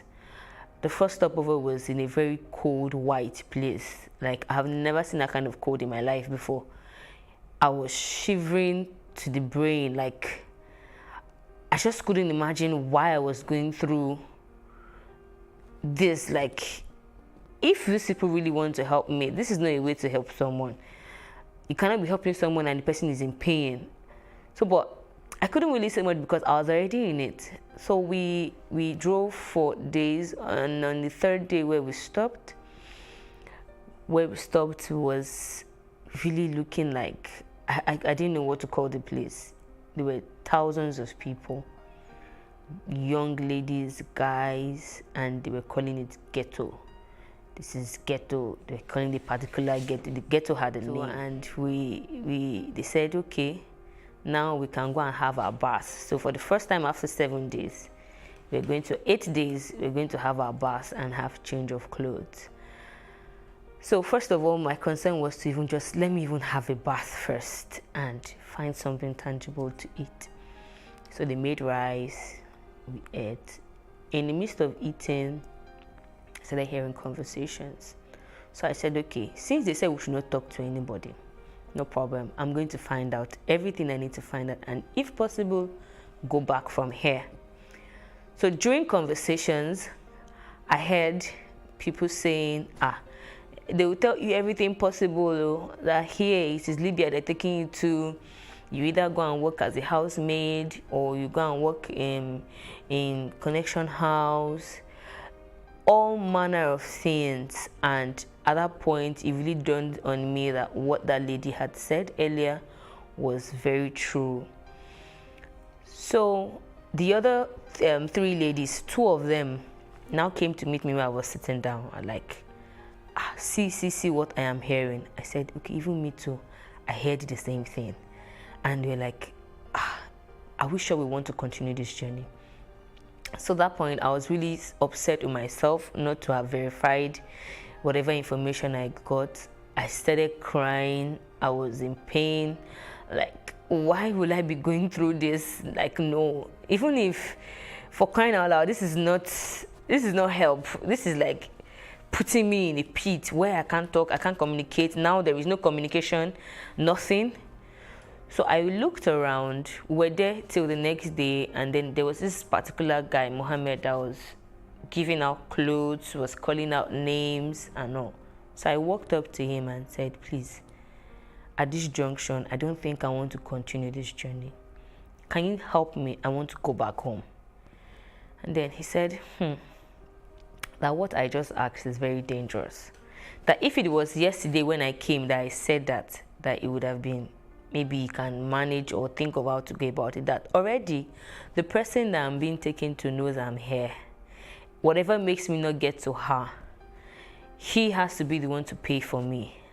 I'm like, pay for me as how? He said, somebody paid for you to be brought to her, and pay transit, they pay additional money just to be sure that the person is being carried along. And I was like, okay, so how much does it cost to get up to this point? And if I'm to go back from here, I can actually call them, tell them I don't want to continue this journey and I want to go back home. He said it's either of 2 things. It's either you get home or you don't get home. They might tell you to go. They'll either kidnap you and sell you to a place where you'll never be able to come out from, or they might even kill you. That he would advise me to just go and face my fate, but I should pray that whoever I'm going to go and meet is not a bad person. And I asked that, why did he say so? He said he cannot say anything more. That I'm here, and the only way forward is to move forward. I was like, okay. I was broken. I couldn't even tell the other ladies what he had said. I summoned courage to eventually see. So that night, they put us in a hilux. We're about 36 or 32 of us. And they made us sit in rows in the hilux. So we drove for like 3 days. We had a couple of stopovers, but I was really choked up because I was seated back in the hilux. So everybody's weight was resting on me, and it was hell for me. I couldn't breathe at some point. My legs were dead. I couldn't move. Even when we stopped, I took like minutes. Most of us took like minutes to even be able to stand up. And I was like, no. But even if I were to travel by road, he did say it was going to be at some point. At least by now, the traveling by road should have stopped. And that was so I remembered what the other guy said at the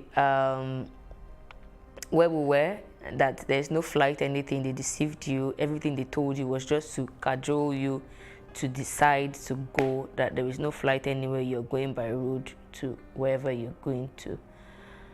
So at that point, I was just concerned with one thing, which is surviving and coming back home at all cost.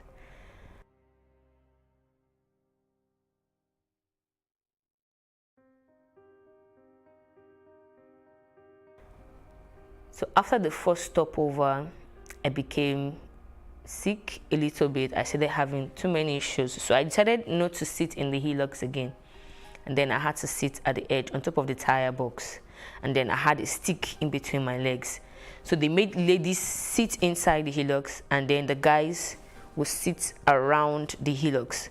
But because of my previous experience, I had difficulties breathing. I said I wasn't going to sit inside the hillocks again, that I was going to sit at the edge. So I did sit on the edge of the hillocks and had a stick to hold on to, and we drove for another couple of days. The experience in the desert was, it's not something, sometimes when I think about it, I just smile. My smiling is not that, okay, I'm happy, but I wonder how I was able to pull through. I wonder how I was able to manage my health. I wonder how I was able to cope up mentally, emotionally, thinking about everything I had left back at home, everyone. I kept them in the dark. I didn't really say much. And then thinking about the people who deceived me, like, if you want to help someone, you should help someone and not even put them into more problems. So a lot of things were racing through my mind. I got so discouraged at my own life.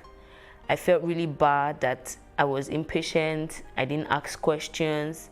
Of all places, why would I be going to Libya to do what? Like, I wasn't even, I couldn't really define the feelings I had then. But at each point, what I always did was to just pray to God that, God, I know that I have done wrong not to have even, look out for my own self. But I am asking for just one thing. Wherever I'm going to, make sure you take me back home, healed and healthy. So we had another stopover. I got beaten along the way by Arab men. I was trying to save someone from getting beaten wrongly, and I got the beating. Difficulty, there was no food, there was no water, the weather was, the sun would be shining and scorching, and the cold was extremely cold.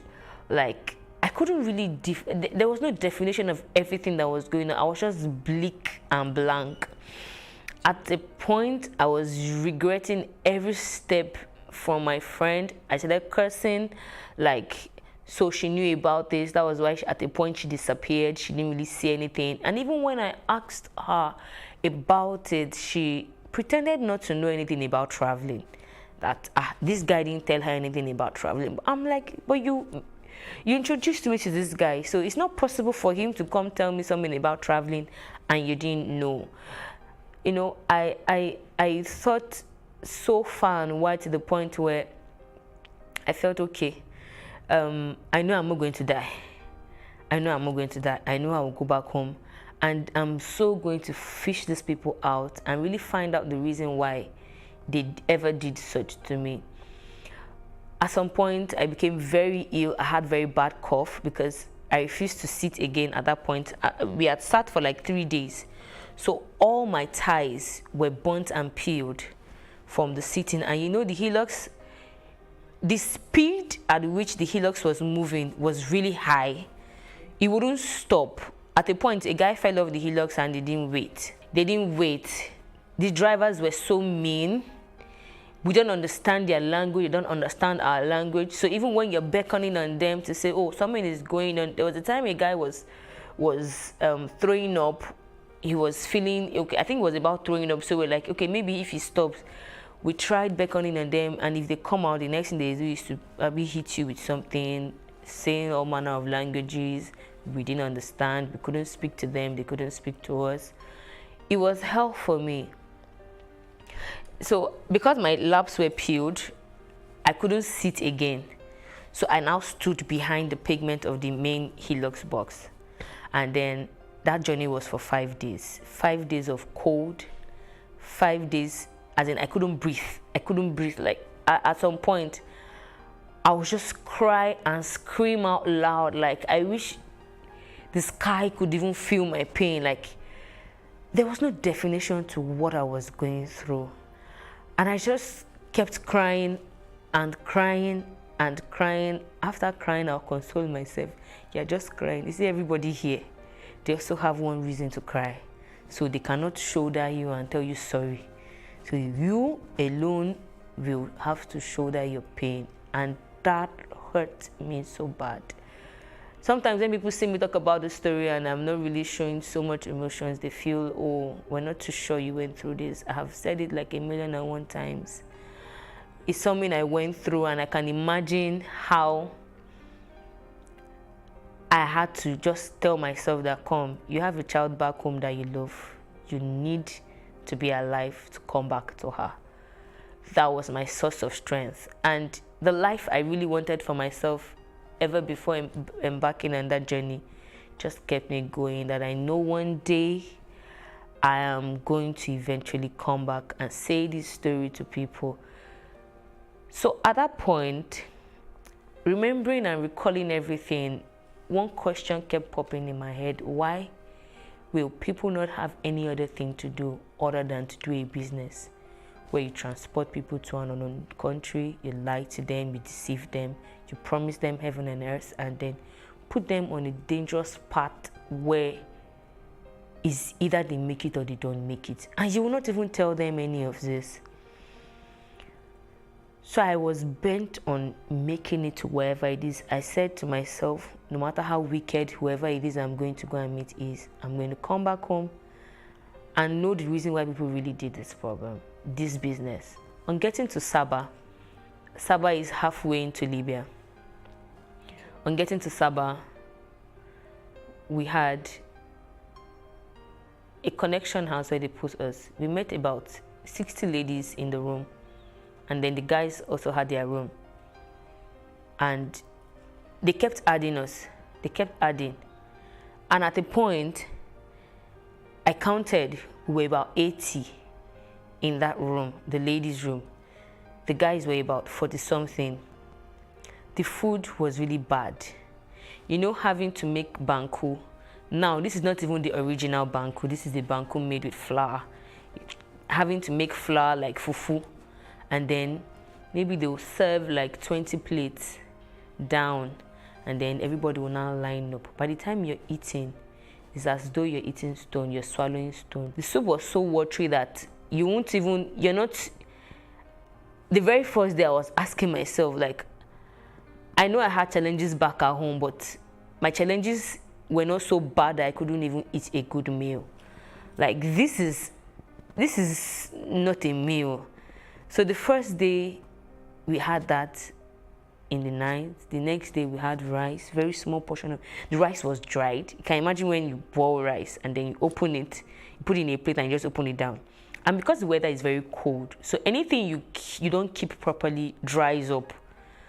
So by the time you're eating the rice and like it's like you're eating rubber. So at some point we just sit there crying out that no, this is not life. This is not, why are we having to go through this? I would cry every night. I would beg God that please, can I just vanish from here? Okay, at the point I was begging for death to come because it wasn't funny. It wasn't funny.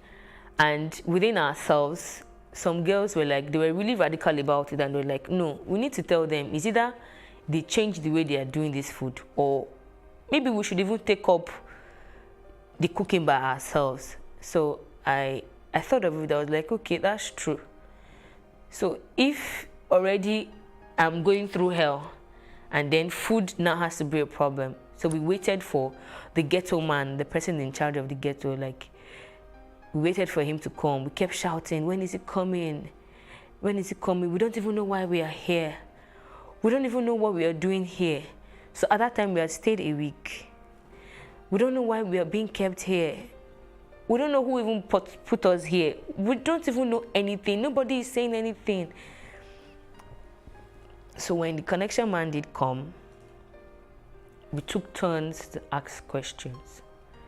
I noticed everybody was just asking questions. Where are we going to? Where are we going to? And all. So I did ask him. I said, okay, first of all, why are we here? Do you have an answer, or do you know the reason why we are here? And then he said, you are here because you're being transported to your burger. And then we now asked, what is the meaning of a burger? He said a burger is the person that paid for you to be transported from Nigeria. So we're like, is that the reason why we are being given bad food? Like when you're given something to swallow and it's already hurting your throat, like practically almost everybody had sore throats from that banku. And it was like, okay, he doesn't know anything about the way the food was being prepared, but that this place is just a transit, and the reason why we are here is because the road is bad, there is war, and they cannot transport us. It's very risky, and that we might meet rebels on the way, and rebels, they either rape, kill, abduct. And we're like, okay, so for how long are we going to be here? He said, doesn't know until the war is over. So if it takes 1 month, if it takes 2 months, but just know that for every food you are eating, for every extra thing you collect here, your money is piling up. It is your burger that is paying, and when you get to wherever you're going to, you have to work to pay your burger back. So we now, 5 of us volunteered to be cooking our food by ourselves, and we were there for extra 2 weeks and some days. In total, we were there for 3 weeks and 5 days. And then we started the journey to Libya. That was where I had a near-death experience.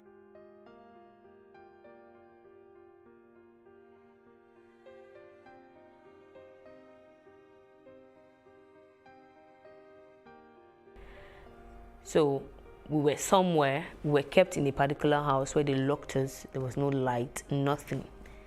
And then we were pressed. We had traveled, we had drove for like 2 days, and they put us there. So, but before we entered, we were already beckoning on this people that we want to ease, we want to ease. They didn't even want to listen. They were just pushing us like, how can you? We're going, like, this is very unthinkable. So I held that urine. So the next morning when they came, we now see them begging that, please, we want to wee. So the man was, arrogantly, he was talking, and he went to get a gallon, like this aluminum gallon. We now looked at it that, how a guy can pee in this, but how can a lady pee in this? And from the descriptions he was giving us, he meant that we shouldn't allow the pee to spill on the floor. So we said, okay, all the guys should pee first, and the ladies would take turns to pee, which was what happened. And somehow pee actually spilled. So by the time he was coming back, when he opened the door, so the pee, pee wouldn't, and you can imagine pee that stayed, the smell, it was awful. He was angry. He went back, he went to get a stick, and he was holding like 3 different things. So I was wondering, what does this guy want to do? At that point, everybody had their heart in their mouth. They can hit you anywhere. They can hit you anywhere. So he was now asking who spilled pee on the floor. They were pointing to the wrong person. So I was just watching initially. They were pointing to and he was going to start beating her. So I was not like trying to say, no, she wasn't the one. You see, when that spring landed on my head, this spring they use in water closet. Very strong and thick. And all I knew that was going on was that I was screaming at the top of my voice with both hands on my head, because it actually hit me on my head. And when I gave birth, like 8 months, when I was 8 months pregnant, I fell in the bathtub and had a slit on my head from the tiles in the bathroom. So sometimes that part of the head still hurts. So when he hit that spring on my head, it was exactly on that spot, and he did it like 3 times. He kept hitting the spring on me. I remember crying till I didn't know what was going on. And you know, for the first time, when they say people have transition, I always wonder. I knew I was just lost somewhere. I knew something was going on to my body. I didn't know where I was. I didn't know what. I was just blank. But I could hear myself crying. I could hear myself crying, and I was just crying, as in, you know, bitter tears. You cry bitter tears, and you just have to still be the one to tell yourself, you have to stop. So by the time I woke up, the other ladies were like, you need to see the way they were rejoicing, because they said they didn't believe actually bleeding at that point. Like, and at that point when I woke up, they had cleaned it, they had tried everything. I remember when they were pouring water on me. I remember when somebody was tapping me and everything, and I was like, they started explaining what actually happened. That the moment he hit that spring on my head the second time, I started screaming, and they noticed I was bleeding, and I cried, and I just went mute. And they were telling him that she's not talking, and the man just told them, bara, bara, bara, bara, and he went away. He said they were praying, they were begging God that this girl must not die. She has been like a sword, that this girl must not die. She has been like a source of strength to us. If she dies here, what's going to happen and all that. I woke up, and at that point I had lost strength, I had lost everything. So there was a lady we met in that place that had a phone.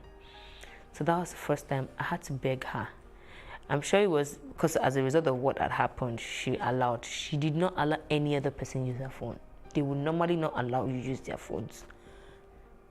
So I couldn't even tell my mom what I was going through, because there's no how she would hear my voice like that and not panic. And I know the kind of mother I have, RSC, and told him, this is what has happened to me. And I don't even know where. Yeah, we're in Trauna at that time. And he said, but why didn't you say anything before leaving? And then I told him that they told us not to say anything. The moment they say don't say anything, you should have known it was trafficking. I know that you're naive and you do not know anything, but you should have told me. Because he was now like a father to me. Even after I had stopped working with the FRSC then, he was like a father to me. He said he was going to try his best to see what he can do, but that still being on transit, there is probably little or nothing he can do at that point. So I'm sure he tried calling back, because the lady kept cutting a particular call. I wouldn't know, and I didn't want to disturb her. So at that point, I really cried. I cried. That was the only thing I could do. I just cried. Like, I have never suffered like this in my life before. Even if I'm to suffer anything, it shouldn't be suffering from a decision to have a better life. So long and short was, we got into Libya, and they kept hiding us. They lay us in hillocks, cover us with tarpaulin, you know, hiding, running, making sure you're not seen, number of choking, you have to be there, sometimes 3 hours, 2 hours. You won't be able to breathe. You can practically feel life leaving you. You're sniffing each other's air, and you know, in the midst of all of this, some people will be fighting and quarreling and beating themselves. You know, I just couldn't imagine why. And even in that, some people decided they wanted to go do this thing, like they wanted to travel this way. I didn't know anything like this existed. I didn't know anything of such even happens. Finding myself in it was like the biggest dream I never wished to have again. So, found ourselves in Libya, and the first thing they did, seeing Nigerian girls and women, I was like, okay, so finally, we have gotten to, so what's next? entering that house, I knew this is going to be a big problem for me. Because already I was upset. I was ready to. So I said, no, me, I'm not going to do that one. He said, you will not have a choice. He said, they'll make life hell for you. You will not have a choice. So he now said that if eventually I get there, and that is what it is, that I have an option to run away. But that is very risky. And then he did give me his number and said that I must not write that number anywhere. That if they see that number with me, they will beat the living daylight out of me. Because they will know that I have contacted the burger as well. So he made me cram that number. Two of us, we crammed that number to be sure that we didn't forget the number. But you see all the experiences we went through afterwards. At a point, I couldn't even remember the number anymore. And then I remember what he said. He said, you just have to help yourself remain strong. And while they asked us to strip ourselves, I was like, for whatever reason, I'm coming to work for someone. Why would you ask me to strip myself? So they said this. They were searching. Maybe you have a number written somewhere in form of a tattoo, or maybe you wrote the number somewhere and you hid it in your clothes, or anything. They just wanted to be sure you didn't have any information whatsoever. They collected my phone, went through my phone, and that night they called us one after the other. So, what were you doing in Nigeria? And then I explained, and the man said, okay, now this is the woman and her husband. The man said, okay, I can see. And then the first question he asked me was, what are you doing here? And I'm like, I was dumb. Like, he said, you have something good doing. What are you doing here? I said, it was a friend though that said there's traveling opportunity, and said, there's no need to explain. You are here, you are here. Oh, no choice near. You only need to make sure you work on time and pay and get out of here. So the wife now asked, what did they tell you that you're coming here to do? I said, first of all, this is not where they told me I'm coming to, and they told me I'm going to be working in a hair factory and a restaurant. And then she laughed and said, that is not it. That this is what they do here. That did I see all those other girls outside? I said, yes. He said, what do you think they are doing? I said, I don't really know, but I saw a couple of girls sitting down. He said, they're working for their money. He said, that is the same thing you're going to do. And I was like, I don't understand. He said, yes, that's the same thing you're going to do. So the earlier the better for you. I bluntly refused, because this is that wasn't what I was told in Nigeria. And for no reason, why would I leave Nigeria to come to Libya, to come and prostitute with my body to make money? How much money do I want to make?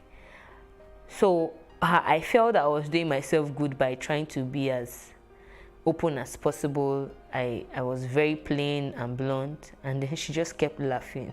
I was like, but yeah, nobody will tell you. So she said, okay. And the same thing with every other girls, because we had agreed that, okay, if eventually we find out that that is what we're actually being taken there to do, that we are not going to agree to it, because that was not the agreement. And for whatever reason, we cannot just decide to leave Nigeria and go and prostitute somewhere. So she was like, she knows that girls that they just bring from Nigeria are very stubborn, that she will give us 3 days to go and decide. But in that 3 days, we should be watching at the other girls to see how they actually go about what they do. And the first day went by, second day went by. I vowed to myself, I said, nowhere in heaven's name will I live this kind of a life. Like, it was so absurd. I was grieved, I was bitter, I was angry, all manner of words, because looking at all the experience in the journey, I almost died, and then all for what? To come here and come and use my body to work to pay someone. I'm like, it didn't make sense. I cried every minute I remembered. And on the that they'll show me how they also go the hard way. So that night, we didn't even know what she meant. That night, a girl was brought in, and we watched more than 5 people beat that girl black and blue. She has also refused to do the same connection house job. It was actually a burger that brought her, but they took her somewhere else. So they said she was being stubborn where she is, or where she was, and then they brought her back to the burger. Madam, come and take your girl, give us back our money. She said she know they work. They beat that girl to stupor. They beat her to the point where I sat where I was and I told myself, I said it out, like, these people are not humans. Like, why? On seeing the way they beat that lady, I was like, so I will also come to this point where they will have to beat me to say, yes, I will do it. I said, I would rather die. Because at the point when they beat her, she was like, okay, Mache, I will do it, I will work, I will do it. I was like, so this is what I will go through. So for some reasons, I didn't know, they took the other 3 ladies out of where I was. It was now left with only me in that house that came together. So after a week, she then asked me that, what else can I do? I said, I cook. She was like, okay. She gave me pepper and oil. I said, go and make stew with it. I made the stew. She told them to teach me how to make banku. I made the banku. She was like, okay, not bad for a start. So first of all, your first job here is you're going to be cooking for everybody. My heart was like, okay, finally she has agreed to give me something else. So another week went by and she said, Orobo, I don't know where one day she just called me by that name and said, for her, that is what she will be calling me. Although she gave me another name, Success. So everybody calls me Success, but she calls me Orobo. And then she looked at me and said, Orobo, are you ready to work now? I was dumbfounded and I couldn't say anything. And in my head, I was like, if it is to die here, I think I'm ready to do that. But to use my body here, I will not. So 3 weeks went down. And all of these weeks, nobody even came in one day to say, this person, there is no way out. Make money, pay them before you leave. And if you are not even careful, you'll be done paying them. You will not know. You'll still be there playing a fool, working for them. So you have to be smart. I see that you are innocent, but then yet you are smart. So I need you to wake up that smart instinct in you and know what to do to leave there as soon as possible. He said he was going to be going to Italy in 3 weeks. From that time, that was the reason why the woman refused to give me to him initially, because normally that is the way some men will come there, take girls and they run away with them and they don't eventually get their money. So he said, but he's going to teach me how to make it fast. That if I work with my body to pay them, they'll split that money in 2. But if I'm doing something extra to pay them, they would record the money just the way it is. Say, for example, I sleep with someone and the man pays me 5,000 naira. They're not recording 5,000 naira. They're recording 2,500. But if maybe I sell something or I save up money and I give them that same 5,000 naira cash at hand, they'll record the 5,000 naira for me. So the best for me is to think of something I can start doing to get extra money, which is begging. So when these guys come, I have to beg them for extra penny. Or if they ask for anything beyond what I'm supposed to give them, like in normal duty, then I should ask for extra cash. Those extra cash are the extra stipends I'm supposed to be saving up to give them. I cried my ass out that night. So he said, you see, she's even giving you grace. He said, it's because she likes you. That this woman, she's naturally not the patient type, and the moment you're proving hard, she'll go hard with you and you'll give up. So the earlier the better for you. But he felt that he should just reach out to me and teach me something that would help me.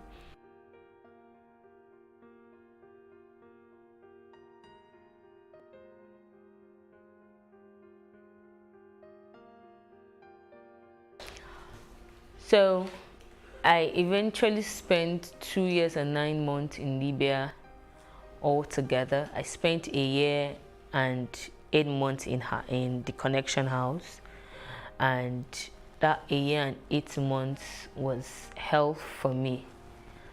So after 7 months,